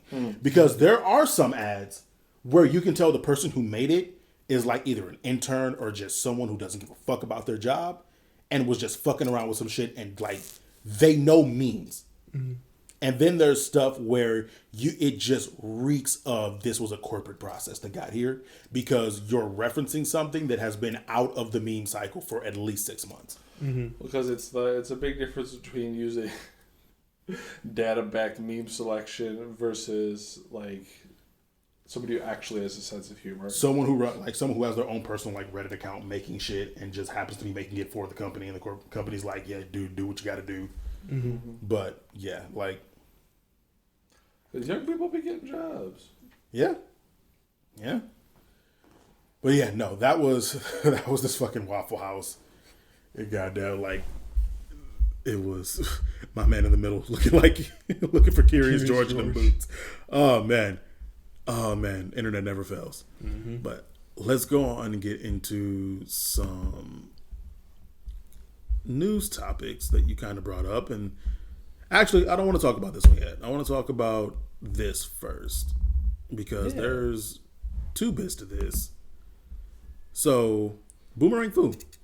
Yes. What we got? Yeah. So this is a game that our friend group has been playing for a good long time, and we first got put on it back in what was it? GDC 2019. Yeah, I think something like that. We found this developer on the floor of GDC, the conference floor, showing off this game called Boomerang Fu, and it is a multiplayer co-op couch game where you play as a whole bunch of cute little fruits and food and not animals, nope, just fruits, vegetables, no. Yeah. Right, fruits, vegetables, and other types of food. And milk. Yep, there's boba tea as well. Bread, like a whole bunch of cute little food items. Bacon forever. Bacon. Yep, What if that's what the foo stands for? Maybe. Probably not. Mine's the burger. I main the burger. But you have boomerangs and you throw boomerangs at each other. They act as like knives and throwing, like swords and throwing knives. You can throw the boomerang and try to slice your opponents. You can go up and slice your opponents yourself. But you get power-ups and stuff that come in the form of these books that pop up on the stages. Mm-hmm. You can turn your boomerang to fire, ice. You can teleport to wherever you throw your boomerang. You can get multi-boomerang power-ups. Make them explode.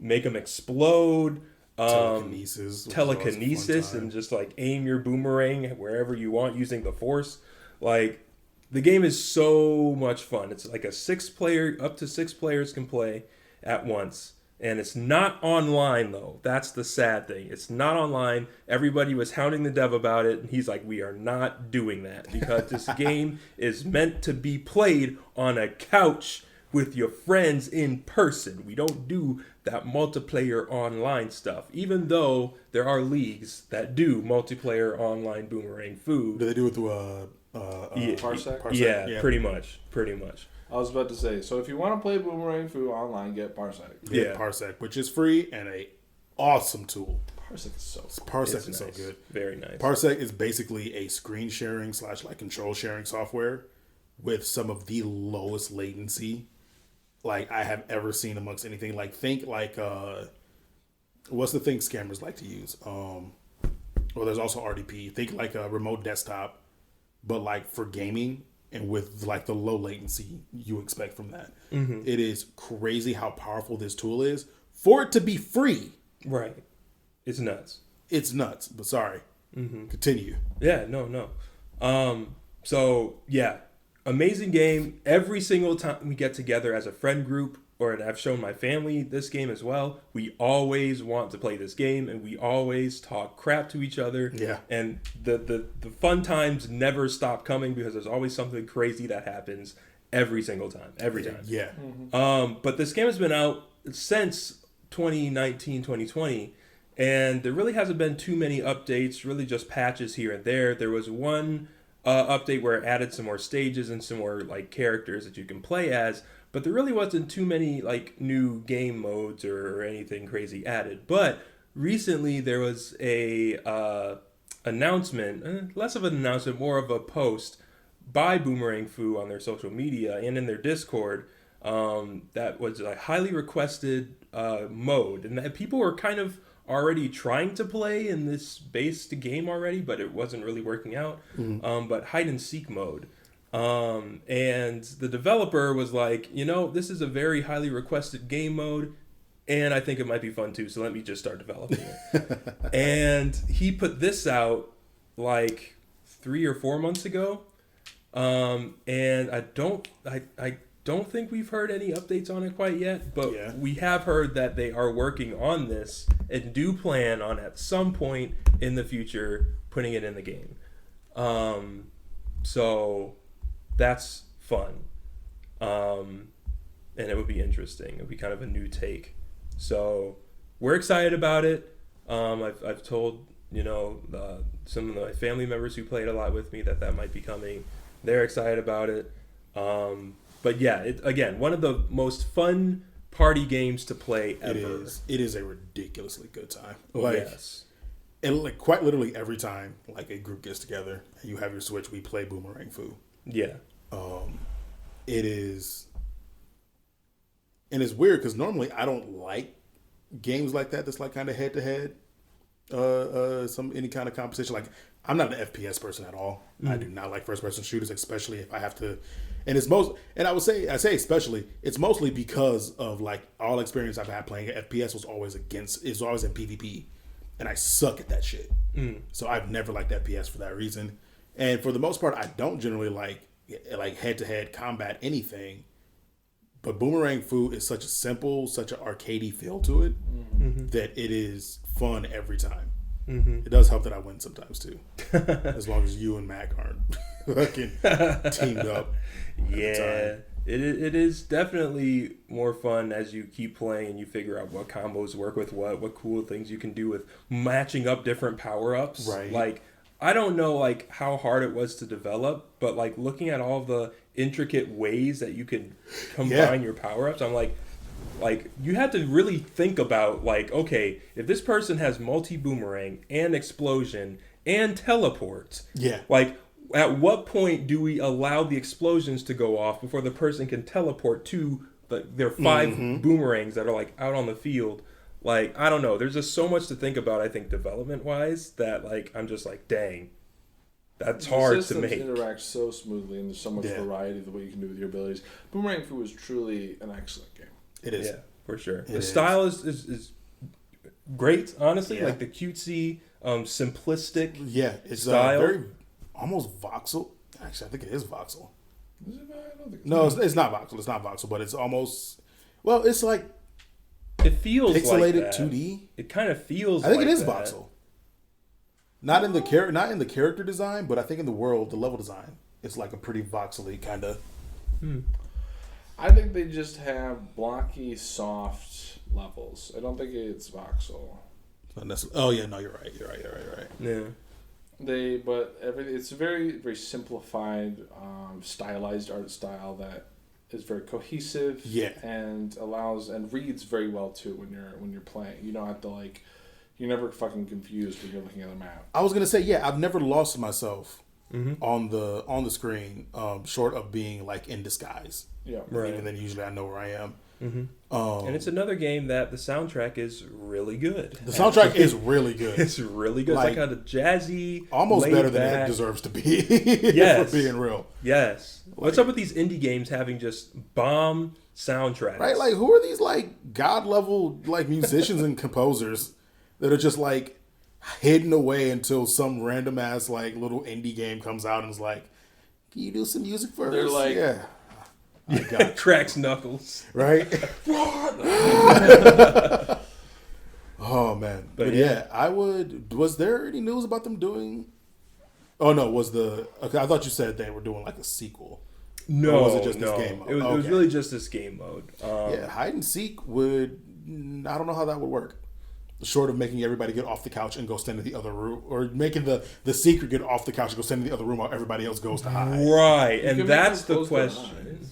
And I think that's what the developer was saying. I don't know if he was saying it here, but like in the Discord, or maybe even in the comments, it's like the idea is there'd be a timer or a counter, and you would just have to close your eyes. Just close your eyes. And hope that nobody's cheating. But I don't know. That's where it gets kind of weird. In that case, it reminds me of like Uno, like if you're playing couch Uno. It's like because it's like, really... my turn is gone. Okay, everybody close your eyes. Don't look at Jimmy's deck, on the screen. Like sometimes it is fun to play with. At least in the case of the couch, it is fun. With certain games, it's fun to play with everybody having their cards out. But I think with having perfect information, but that's just me. I mean, just the way that they explained how they wanted you to play Uno, it's like, okay, the idea is don't look at the deck, but it's kind of fun when you do, because Uno's one of those games where it's not really skill. Not really. No, there's no skill. It's not skill, but you can screw people. Right. And any of the skill comes from the hidden deck. Because then you have to remember what cards people have. Right. Mm-hmm. Yeah, that's true. Like that, it really is just more about memorization and like, deduction, I guess. Because there's also like he had to pull. So he's down to one card, but he had to pull when the card on the stack was, it was a green one, and he had to pull. He had to draw for that, and then he put down a green, like whatever the fuck. So he doesn't have green. Mm-hmm. He doesn't have a green, and he doesn't have a one. Mm-hmm. So just keep it from being a green and a one until we can screw him over again. Like it's some deduction in memory play. Like Uno flipped, where it's like both And then sides Uno, of the card Uno flipped. have like stuff on it. Yeah. So it's like on one hand you can see everybody's cards, but when you flip it, it's like there's a whole nother set of cards that you see on the other side. Mm-hmm. But you have to remember what you just saw because that's what's in play right now. Yeah. So I guess it's just a different way of playing, but I don't know. It'll be interesting to see how people pick this up and the response that the developer gets once he releases this. Yeah. But go check it out. Boomerang Fu. It's on Switch, PlayStation, probably Xbox. PC. I want to say it is, but maybe not. It's on Steam. It's on PC. Steam. It is on Steam. It's on PC. Because if you're most of the time, How the fuck they only got 3,000 followers? Oh, the game only has 3,000 followers. How the fuck this game only got 3,000 followers? It doesn't have as many it doesn't have as big of a player base as you would hope, but it's such a fun game. I'm surprised that Go follow Boomerang Fu. Yes, check it out, play it. It's so fun. It is such a good time. check it out. It is such a good time. Mm-hmm. All right, we got one more piece of news, and this is what interests me the most today. Yeah, so I was literally scrolling through Facebook one last time, just brain dead, doom scrolling before we started recording, and I saw a picture of Jack Black holding a Minecraft pickaxe from IGN, a post from IGN saying that Jack Black is going to be playing Minecraft Steve, in an upcoming live action Minecraft movie. And I'm like, okay, is this another one of those times where it's an AI generated thing and I just need to disregard it? But it said IGN, so I'm like, okay, even if we don't like everything that they post or put out on their social media, at least we know it's IGN. It's a legit publication. I was going to say, so from Right. IGN.com, Jack Black tapped to play Minecraft movies Steve, according to new report. Jack Black looks set to take on another iconic video game role based on a new report by Deadline. According to the January 2nd report, Black is joining the cast of the Minecraft movie to play the role of Steve, the franchise's blocky lead. The current cast includes Emma Myers, Danielle Brooks, and Sebastian Eugene Hansen, with Jason Momoa also reported to have been in talks for a role. Assuming the report is accurate, it'll be an interesting reversal for Black, who stole the show as Who stole the show as Bowser in the Super Mario Bros. Movie. Taking on the role of Steve. Versus Oh, yeah, I guess that would be the reversal. The hero from the villain, I guess. Taking on the role of Steve would see him go from villain to hero. I guess if I had just kept reading, we would have got there. Well, and it's live action, though. So he's apt to... Okay, where did you read it was live action? Okay, so the image that I saw,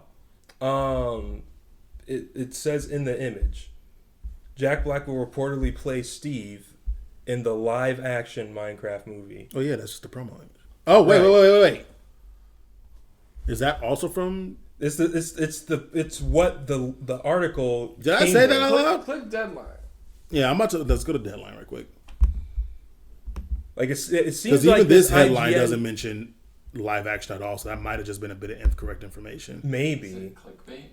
Maybe might, it was. I don't know. Jack Black levels up for Minecraft at Warner Bros. The Dish. Production is about to go underway on Warner Bros. Legendary's feature take on So many slashes, Jesus. Of the Jason Momoa led movie? I think that the media is just trying to get something, and they really don't know what's going on. But they know that it's Minecraft, and they know that the Pix, Jack Black and Jason Momoa have been talked to about it. The Pix plot is under wraps, with writing credits still being determined. We hear Black is playing the role of Steve. After starring in Minecraft, also starring in Minecraft are Emma Myers, Danielle Brooks, and Sebastian Eugene Hansen. The Mojang Sandbox title was the best-selling video game of all time with 300 million. I thought Fortnite surpassed that. Maybe. The best part is that that's still inaccurate anyway, because the best-selling video game of all time is Tetris. Yeah. Like, historically speaking, like, so I don't know what they're pulling this based off of, because is that still accurate? It should be. 300 million copies sold and nearly 140 million monthly active players. Given that they posted this article literally yesterday, I would hope. I guess we started recording this on the 2nd. I would hope that's accurate. Yeah, it's still Tetris. Yeah.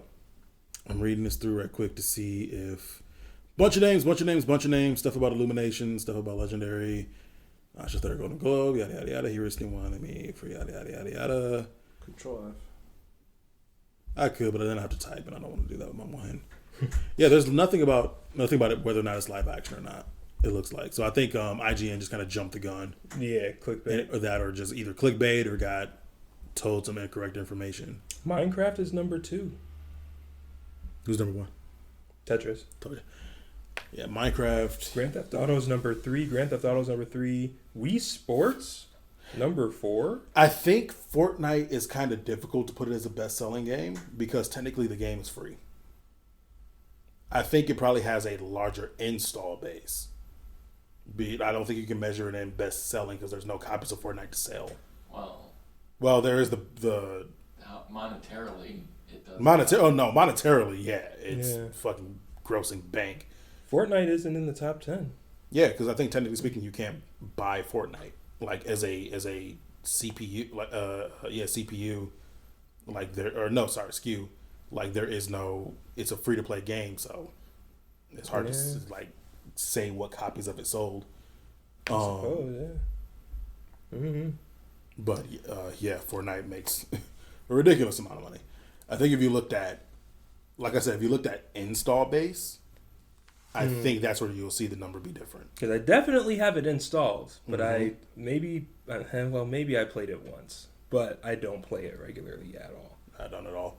But no, this is the first time I heard that a Minecraft movie was being made. So the fact that I heard that and saw that it was Jack Black playing as Steve, and that it was live action, I'm like, okay, that you're hitting me with a lie here. Right. So it turns out we don't know if it's live action or not. Well, it turns out there's a lot that we don't know, but the media is trying to push something out there, hoping that it sticks. So right.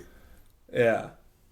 Probably not live action. I hope not, honestly. I would be interested to see what that might look like, but at the same time, an official thing done that's live action, it kind of scares me for Minecraft. The only thing I can think of, like movie-wise, they would do is basically a movie version of, what is it, Minecraft Legends? What's the... big story mode? Yeah. No... Because there is Minecraft story mode. Because that's the one that Patton Oswalt is voicing Steve for, right? Or the main character, whoever he is. I'm thinking, I know the one you're talking about. I'm specifically thinking of the one that was Diablo style. Oh, okay. I know what you're talking about. I'm wondering if, because they could be adapting story mode. It would actually make probably the most sense now that I'm saying it out loud. But if they're going to do a voice, I feel like, because if, I can't see this being live action. I cannot.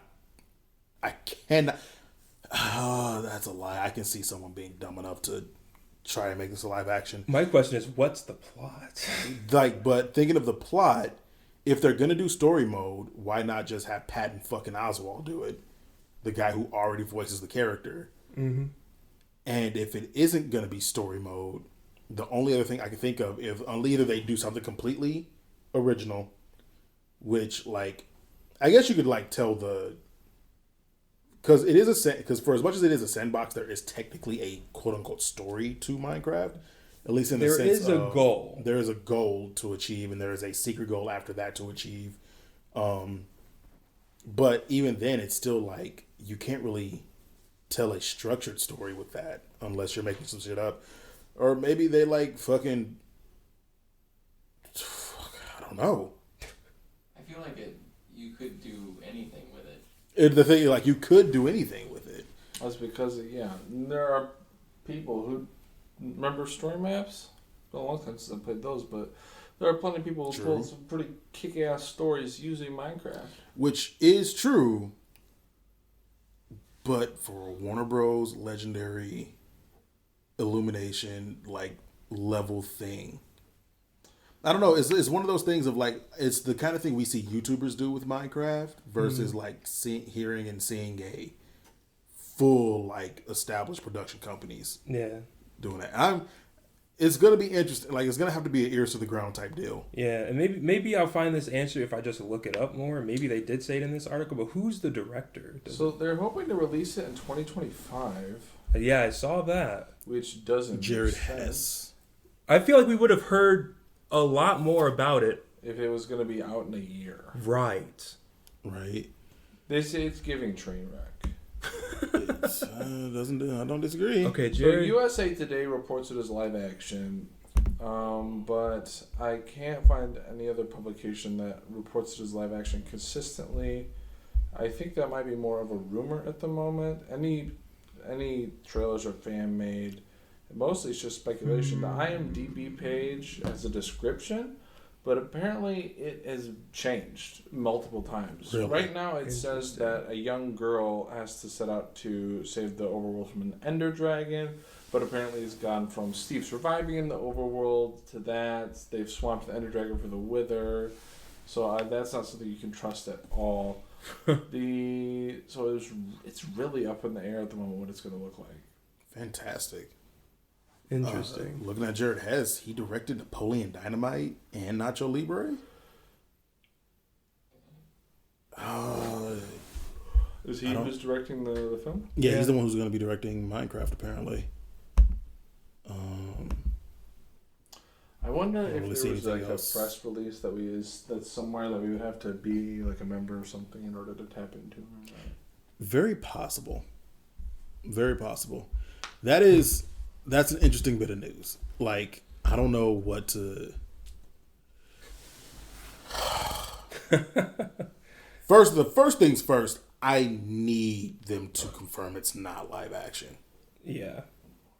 Or that it is, so that we know, can prepare our hearts. Or just to like stop caring at that point. Because imagine Jack Black running around in a blue shirt. And some jeans punching trees.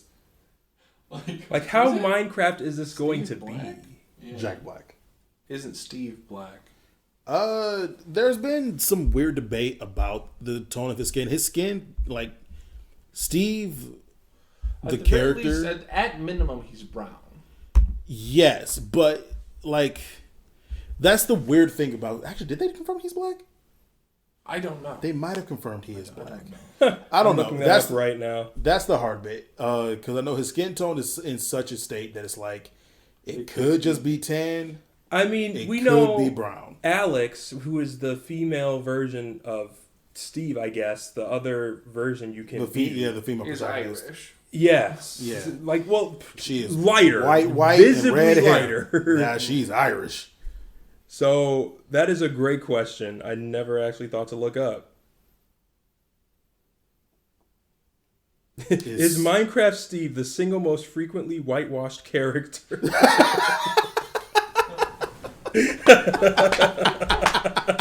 First question. Oh man. Yeah, people are debating. That's as it usually goes. Who is Black Steve in Minecraft? What? Who is Black Steve? Wait, Black Steve was a humanoid mob that spawned randomly in the world at any Oh yeah, I heard about that. Black Steve? He was like an evil. He was like there an evil was version of Steve. Herobrine. Yeah. Was Herobrine real or just a legend? Oh yeah, that's right. Herobrine was. I don't know. I think I can confirm not real, but Notch himself made it sound like it was a mystery, like he could be. But Yeah. I think they looked through the code. No. Yeah. But there are mods, of course. Of course. I really wish that Herobrine would have been real. Like a, Oh yeah, no, I do too. like That a would have one been in a dope. million chance you see him kind of thing. That would be. Yeah. Or like you could random people would be selected to be like haunted by him. Yeah. It'd be interesting. There's a whole debate. Yeah, people are arguing. Because like Yeah. I don't really give a shit about people's headcanon. I want to know if there's an official confirmation by the company. The thing is, I don't think so. Yeah. I don't think there's ever been a confirmation from Mojang With all the or Notch or anybody on like what Because he people actually will is. fight so hard about their interpretation of OC, but at the end of the day, Of it course. doesn't fucking matter. It doesn't matter if that's not. And honestly, more than likely, there probably was no regard to what his race would be when they created this little blockhead character. Well, I think the nice thing about not me wondering if I should say this about his skin tone is that it is up to interpretation. It's very ambiguous. So if you want to identify with you, you can. If you don't, you don't have to. It's no big deal. Like it's also like a character in which one of the first things you learn how to do is swap the skin. like one of the first things you do, other than like playing the game, if like it's something you start to like actually put time into, is one of the first things you do is learn how to go find and download a custom skin. Yeah. And swap out like that shit. Like most people don't play default Steve if they can get away with it. Sorry to interrupt you. No, you're fine. So like, yeah, I don't. It doesn't really matter. Ultimately, it's a moot point. Like it doesn't matter whether he is or is not. But I see why you brought it up because it's like.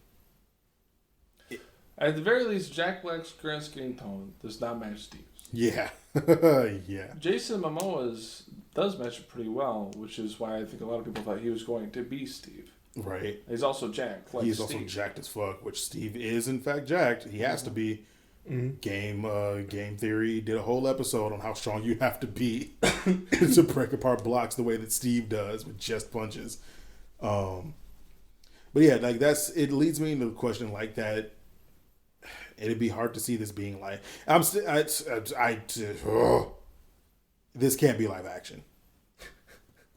Like this, I'm just gonna fucking stake my, like this is the hill I'm dying on. It can't be live action, and I will probably refuse to see this if it is. I won't see it if it's live action. I could definitely see them fucking it up that hard though. Yeah, for sure. We'll see. We shall see. Because I mean, like Microsoft has it now. And if they sold it to... Who's the studio that's producing it? I've seen both Legendary and Illumination and a bunch of other names. Where was it?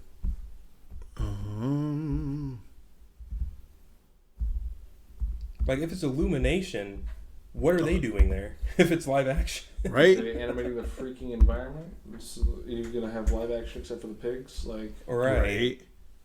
Is it an isekai thing? Like, I can see them going that route with it. The Lego Movie was basically. Yeah, you could. Yeah, that's a good argument, I suppose. Was Lego Movie an isekai? the Lego movie wasn't isekai. Yeah, it was a reverse isekai. Yeah. Oh my god. Oh yeah, they did drop into the real world at one point, didn't they? They fucking... I have to go. I'm not okay. Black played the part of villainous. Oh, that's Illumination and Universe. Oh, that's probably where I saw Illumination. I think it was just Legendary. Oh, okay. One of them like gives a whole bunch of slashes that said the company's behind it. Who was it? I think it might have been that. Top. Was it at the very top? Yeah, it might have been that same guy. Same. There we go. Warner Bros. Vertigo, Legendary. Okay. So is. Yeah, I can see Warner Bros. Fucking it up. Yeah. Yeah. I don't know anything about Vertigo or Legendary. Legendary is the one who does the Godzilla series. The one we went to go see in theaters years ago in Florida. The one that they're about to make a new one? Yeah. Yeah. All right. Is that one? They also did. Legendary also did Detective Pikachu. Oh, That's probably why people think it's live action. Yeah. Because those studios are giving live action. But sure. it's giving live action, but Detective Pikachu and that were both heavily it was photorealistic more than it was live action. Yeah. Even though obviously it was a mix of the both. The both.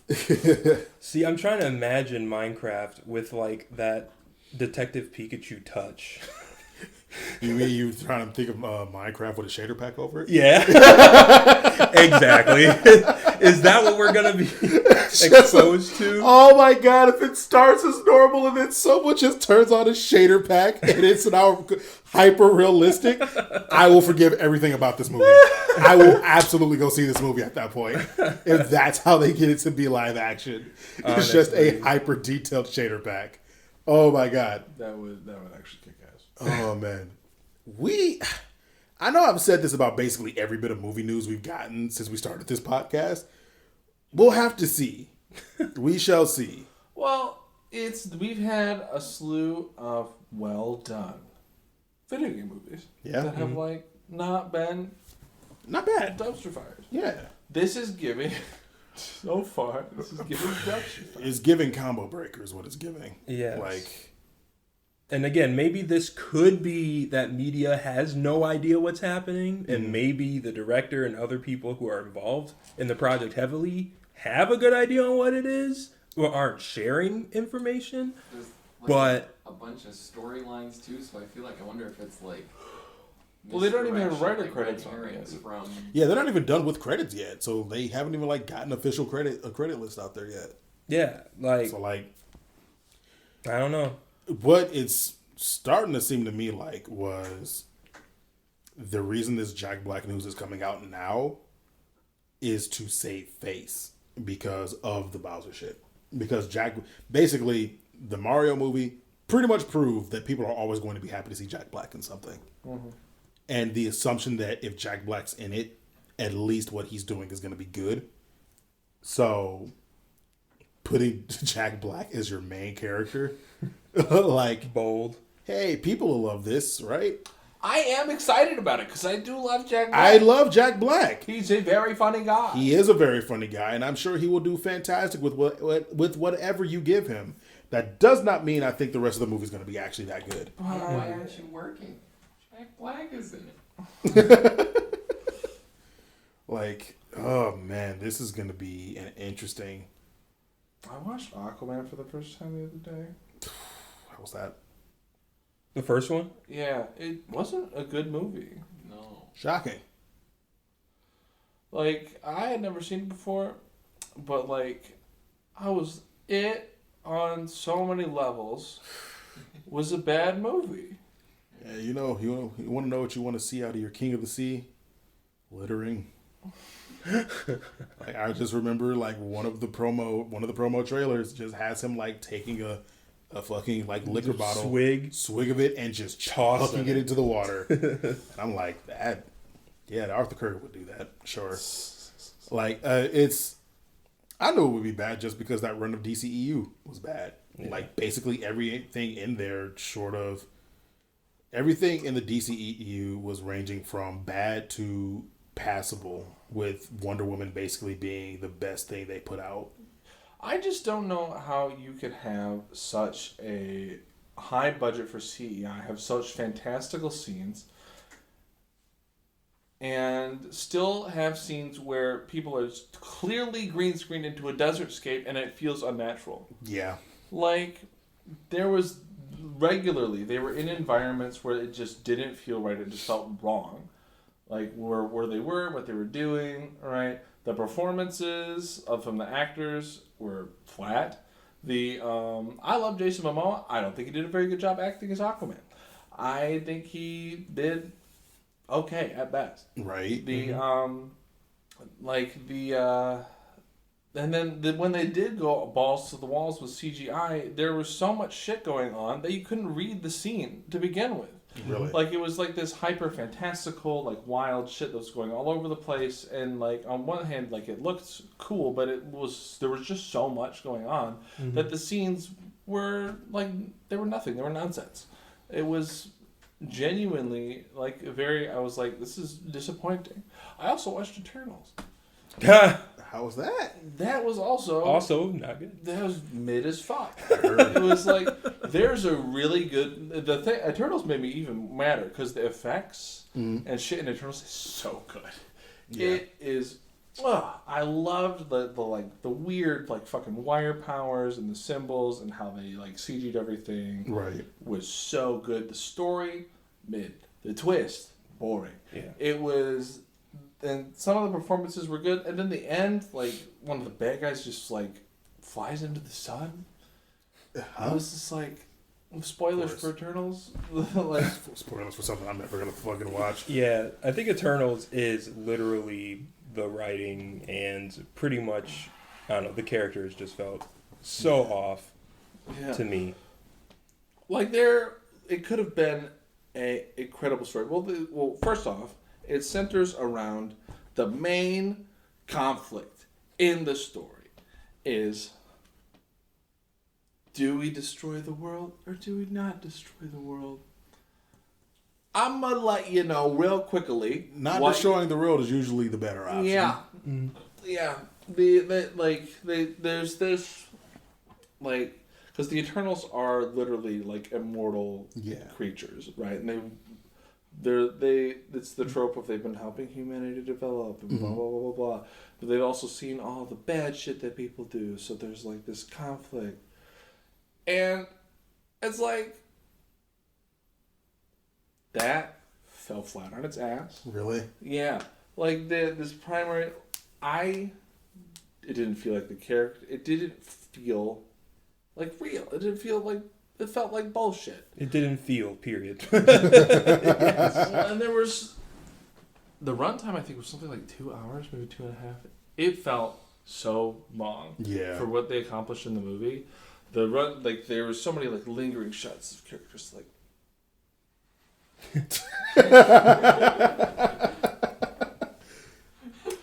I'm going to dramatically stand in this one spot where I fucked the love of my life.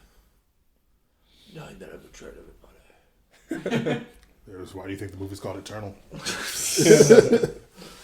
And it's so belabored, but there was also so much about it that, like, if you just like tweaked it just a little bit, it could have been a really fucking good movie. I was so disappointed, and I knew it was going to be bad. Just didn't know how bad it was going to actually be. Yeah, well, I thought that it was just going to be a movie where you sit down and you're like, oh, that's a bad movie. But it's a movie where you sit down and you're like, there was something here. Yeah. Which always feels so much worse. Yeah. It's like, when you can see the potential in something, and it's like, where did this go wrong?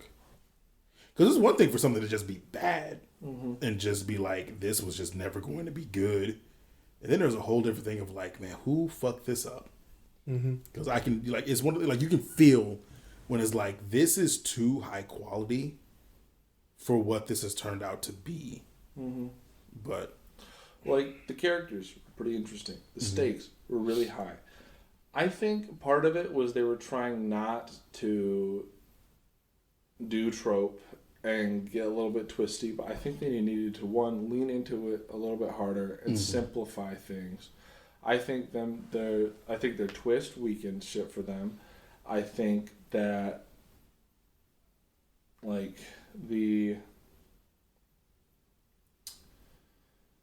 how was I going to say this? The like central conflicts of the characters didn't play out in an interesting way. The relationships between the characters, which some of those were the greatest things about the film, I don't think they handled it well. Like, it was just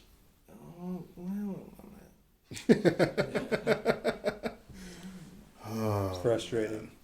Yeah, the whole MCU landscape post Endgame was like, this actually transitions into another like topic that, funny enough, came up for me today.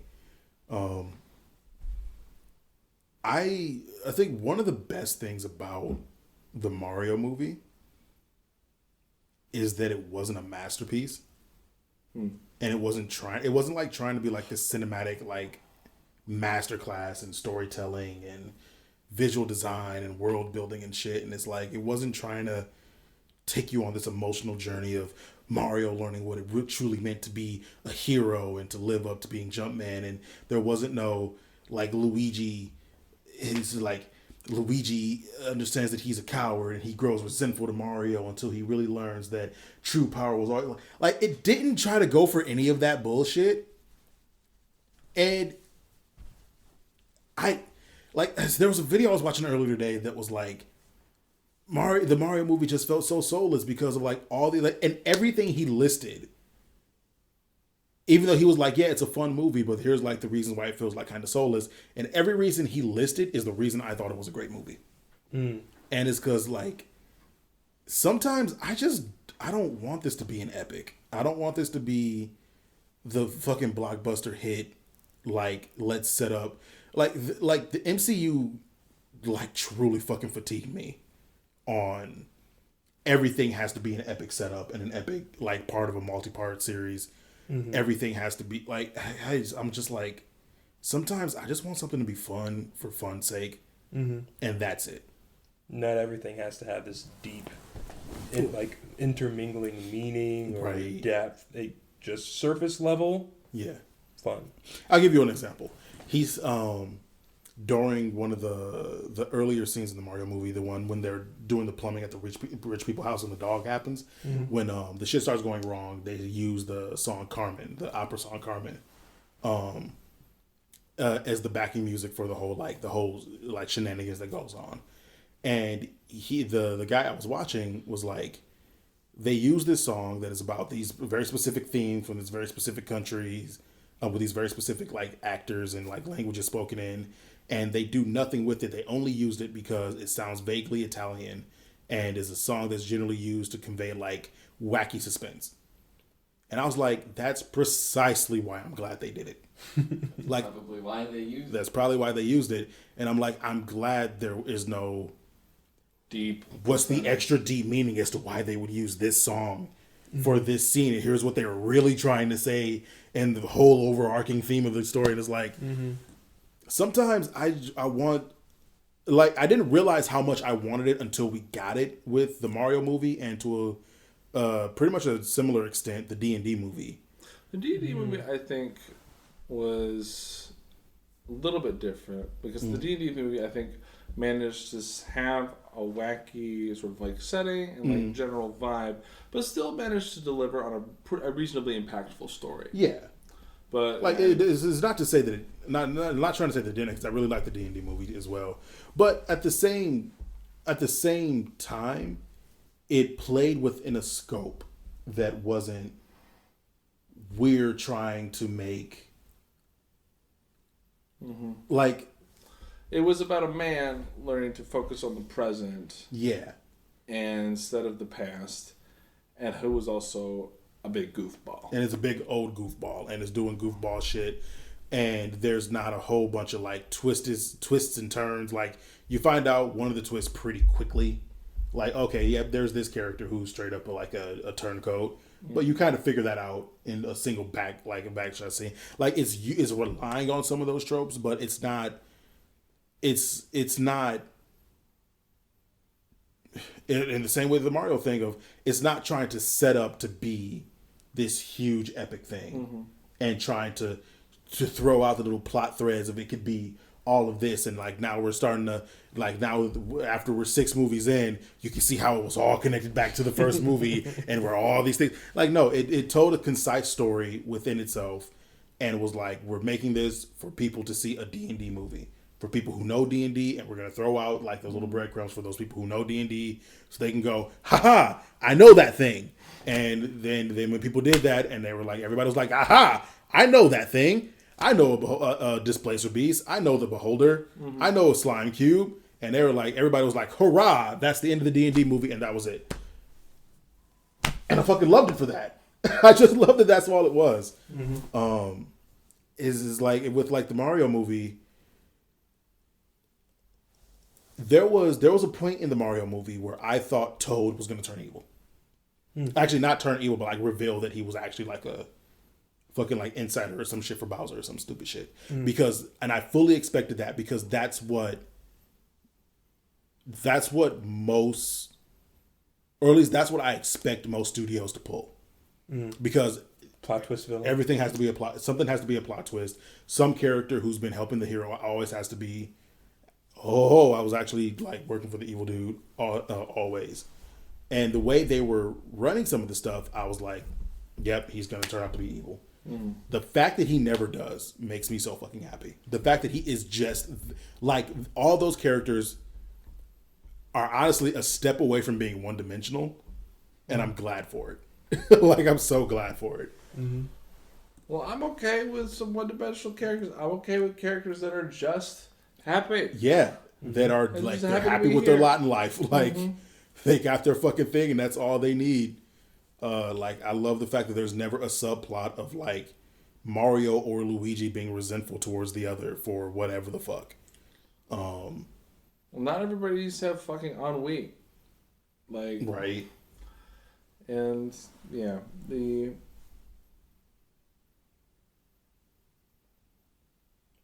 Come on, you can do it. You got it. You got it. You got it. I'm trying to say two things at once. At the same time, there are,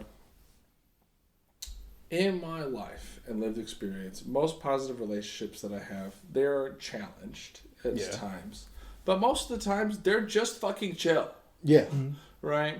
And they're like, when we encounter conflicts, most of the time, we tackle that shit together, and we do a pretty fucking good job. Yeah. Like, you don't have to go through a dark spell and shit like that. And most people that I know, right, they'll struggle with shit, they handle shit, but most people find a way to be happy with where they are, Yeah. right? And so you don't need, and seeing that reflected in the writing and what we were portraying in cinema, I find very rewarding. I like that a lot. Same. And it's like, and so I guess to wrap this back around, because I was sitting here trying to remember how we got here, but like to wrap this back around, I feel like that's why a lot of movies have been falling flat lately, is that they're still trying to, everything's still trying to be, it's always trying to be like some kind of masterclass in cinema, or it's trying so damn hard to like be this big epic thing, and it's like sometimes, and not to say that that's ever a bad thing, like fucking Into and Across the Spider-Verse, masterclasses of cinema, masterclasses in animation and storytelling and like conflict. Like Across the Spider-Verse is one of the best to do it, like one of the best to do it. So it's like, not to say that no movie can do this, but we're seeing a lot of other ones of, and it doesn't help with the Marvel fatigue that set in. Even though I know it's now been going on 5 years since Endgame happened, which is crazy to think. Damn, that's right. But it's just like sometimes I want to see the Marvel movies go back to being, kind of go back to, let's just do some one-off shit that doesn't mean anything in the grand scheme, and you pick one of the stories, you tell it in a 1 hour, not a 1 hour, but a 180 runtime, not a 180 runtime. Jesus Christ, 90 minutes. like a 90-minute runtime. Thank you. Yeah. 180 hours. 180-hour runtime, baby. But like, you pick a comic book timeline. You pick one of the what ifs. Like they did do the what if series, that I heard was like pretty well received. But like sometimes, like let the movie be a fucking like 90 minutes. There is no this character will return. There is no in post credit scene where here's the new villain for fucking phase 38 or whatever bullshit. Like, let there be stuff that's just there for fucking fun. They did that shit in Eternals. Yeah, I know. That's Black Knight, I think, is the one. I don't know who the fuck it is. Say Black Knight. Yeah. I don't think that's a character. Moon Knight?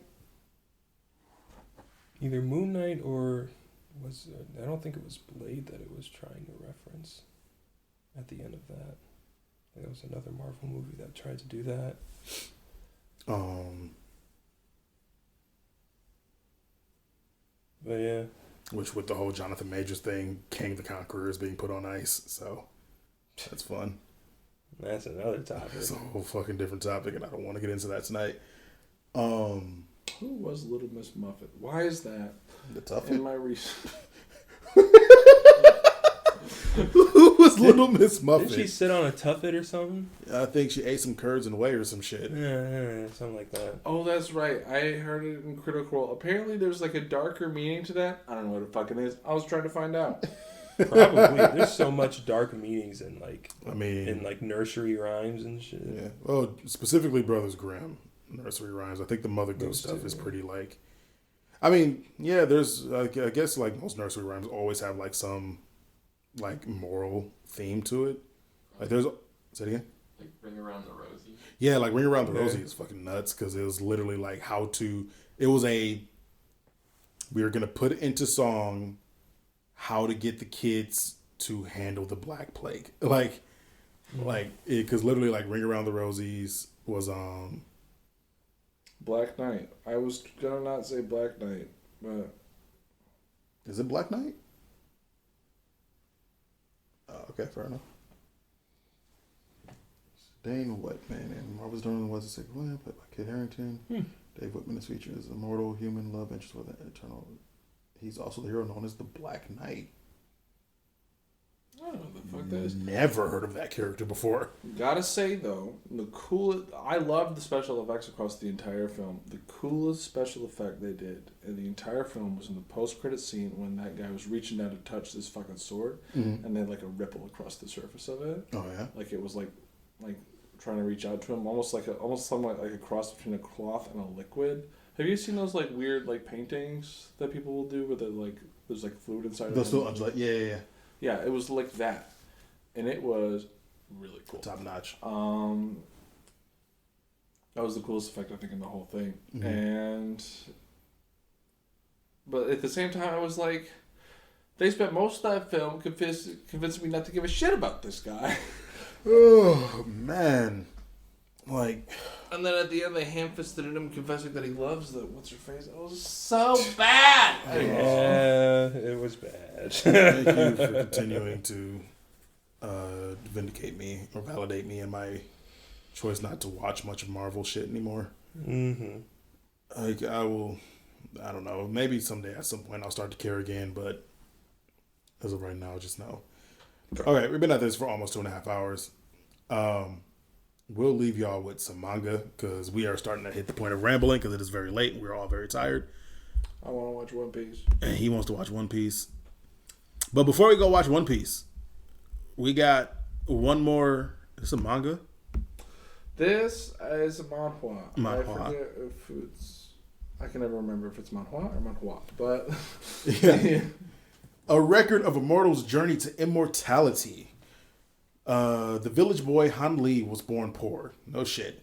To subsidize household expenses, he joins the Shihuanmin. I think that's how you pronounce that sect. But because of his spiritual roots, he was accepted as a disciple by the mysterious Dr. Mo and started to practice Jesus, come on, man. I'm not saying that. That sounds made up. Cheng Chung Gong. The Cheng Chung Gong. That sounds so fucking offensive. Arts under his mentorship. Although his qualifications are mediocre, Han Lee embarked on the dangerous road of immortal cultivation with his unyielding will and a mysterious vial picked up by accident. Dom, tell us about A Record of a Mortal's Journey to Immortality. A Record of a Mortal's Journey to Immortality is one of my favorite things to read. It comes out every Tuesday. I'm always reading it every Tuesday. The art of everything I've ever read is this series is the best art. It is some premium shit. It's really good. Like it says this digital painter style. The effects are really impactful. The translation is solid. It's best to read it on Bilibili. You have to be careful about what you read on Bilibili because some stuff gets fucking weird. But this one steers away from pretty much all that. I've read somewhere that like eventually, like towards the end of the series, it gets a little bit haremy. I think he ends up with 2 love interests at the end. Mm-hmm. But in terms of tropes go, that's fine. And also, he's fucking allergic to women. So I actually really, really enjoy his characterization. Like literally, or Not just literally. like he's just a dumbass when it comes to women? It's not even a dumbass that comes to women. He's just very focused on his path. And so even though he's a guy and he's like very bashful and he's embarrassed and he's attracted to people, he typically, when given the choice of do I pursue this or do I not, almost always he's like, I'm gonna just not bother with this because that's gonna be troublesome. Because he has, like, in terms of like this world's cultivation system, he has some of the worst qualifications. Somebody like him is almost never guaranteed to succeed, but he makes it fucking happen. Yeah. And he's a rogue cultivator, so he's like scrapping together all of this like random shit in order, like, his powers are, I can use puppets and bugs, and also I'm really good at gardening, and maybe but he's also a fucking badass. Really? Right. And it is so much fun to read. He's a very interesting character, and he really feels like somebody who's just like gone everywhere, done anything he can to succeed, and fucking makes it happen. That little bottle, that mysterious vial, is really sort of like the core of his own support.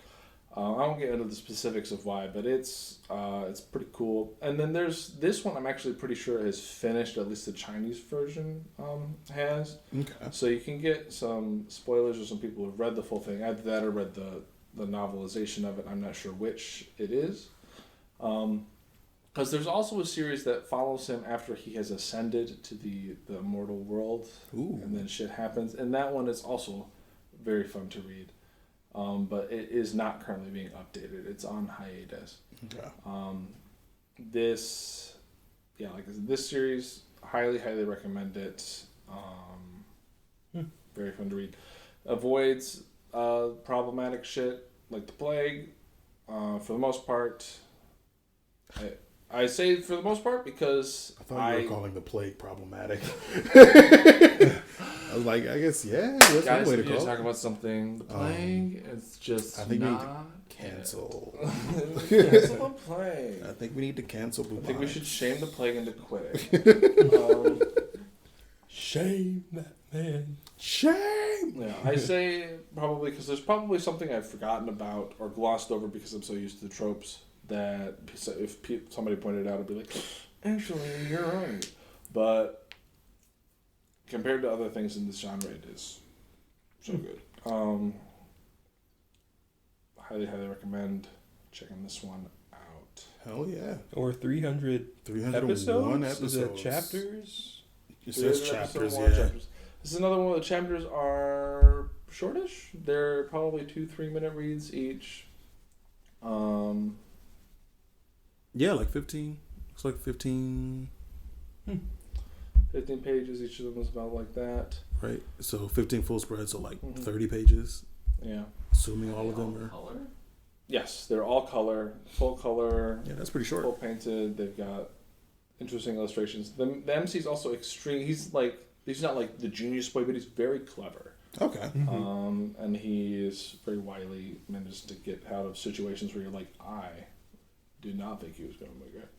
I love protagonists like that. Mhm. Able to get themselves out of sticky situations by using their big brain Wits. energy.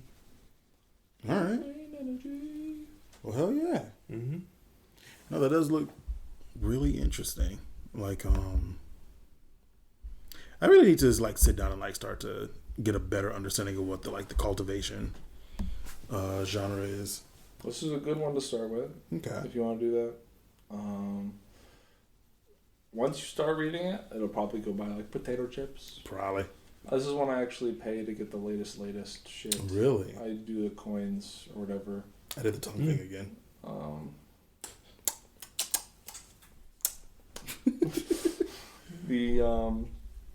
Because I enjoy it so much. But yeah. Sweet. that is another manhwa in the books. I think it's gonna be fun. I need to like compile all of these into a easy to read, just like going through you talking about them. Mm-hmm. Or we get you to start that fucking YouTube channel where you do deep dives on manga and manhwa. People like to hear about comics sometimes, and sometimes it's nice to know someone who can go through who's gone through the whole story and can kind of summarize it in an entertaining way. Yeah, I am interested in doing a should you read series because some things out there you don't need to fuck with. Yeah. When the MC looks at a guy who's date raping girls and goes, "Oh, you're so cool," and it's not sarcastic, you don't need to read that one. You can skip out on that one. Mm-hmm. Okay. Yeah. Do you want to name drop that one? I don't remember the name, but I do remember it was on Billy Comics, which is why when I say some of the themes in Chinese comics are not okay. Fair. Huh. So it's okay. So like Kinmei, Billy, they're not like publishing houses. Billy right? is. Oh, Billy is I a believe, publishing house. Okay. Is a publishing house. Kinmei is literally a solution to a problem that you only encounter if you read lots and lots and lots and lots of comics. Yeah. Kinmei sits above everything. So if you read on Webtoon, or if you read on Mangadex, or if you read directly from Scanlator's websites, which is what you should do, because that helps support their stuff. And Kinmei literally just says, "Oh, this comic was updated here, here, and here." Oh, okay. I see. Yeah, and you're like, okay, I want to read this on Azure Scan's website or Flamescan's website. It's a database website. And so it's like, okay, it was updated on Flamescan, so you can go read it on Flamescan. They have a number of different sites. They say they support Webtoon and Tapas as well, but I've never I've never used it to track stuff on there because I'm not sure how good the integration is. Fair enough. But for if you want to support Scanlators, the people who are actually doing the translations for the comics, Kinmei I think is a must-have tool because it allows you to track across all of the website. Basically, I'm not going to say all of them because they don't cover all of them, but a majority of like the bigger players in the game, right? And then you know when it's updated. And you can just go right to their website, right? And any ads you click on go to their revenue, right? So you can support them as you're reading and consuming stuff. So all right, I think we'll leave it there. This was a long one. This was a really long one. Yeah. We are over 2.5 minute marks, but 2.5 hour marks. It's fucking late. I'm tired. I'm sure you guys are tired. You got to drive home. We'll see you guys next week. Once again, rest in peace to Gizmo. My sweet boy. Sweet boy. Good boy. See y'all next week. Peace. Stay good.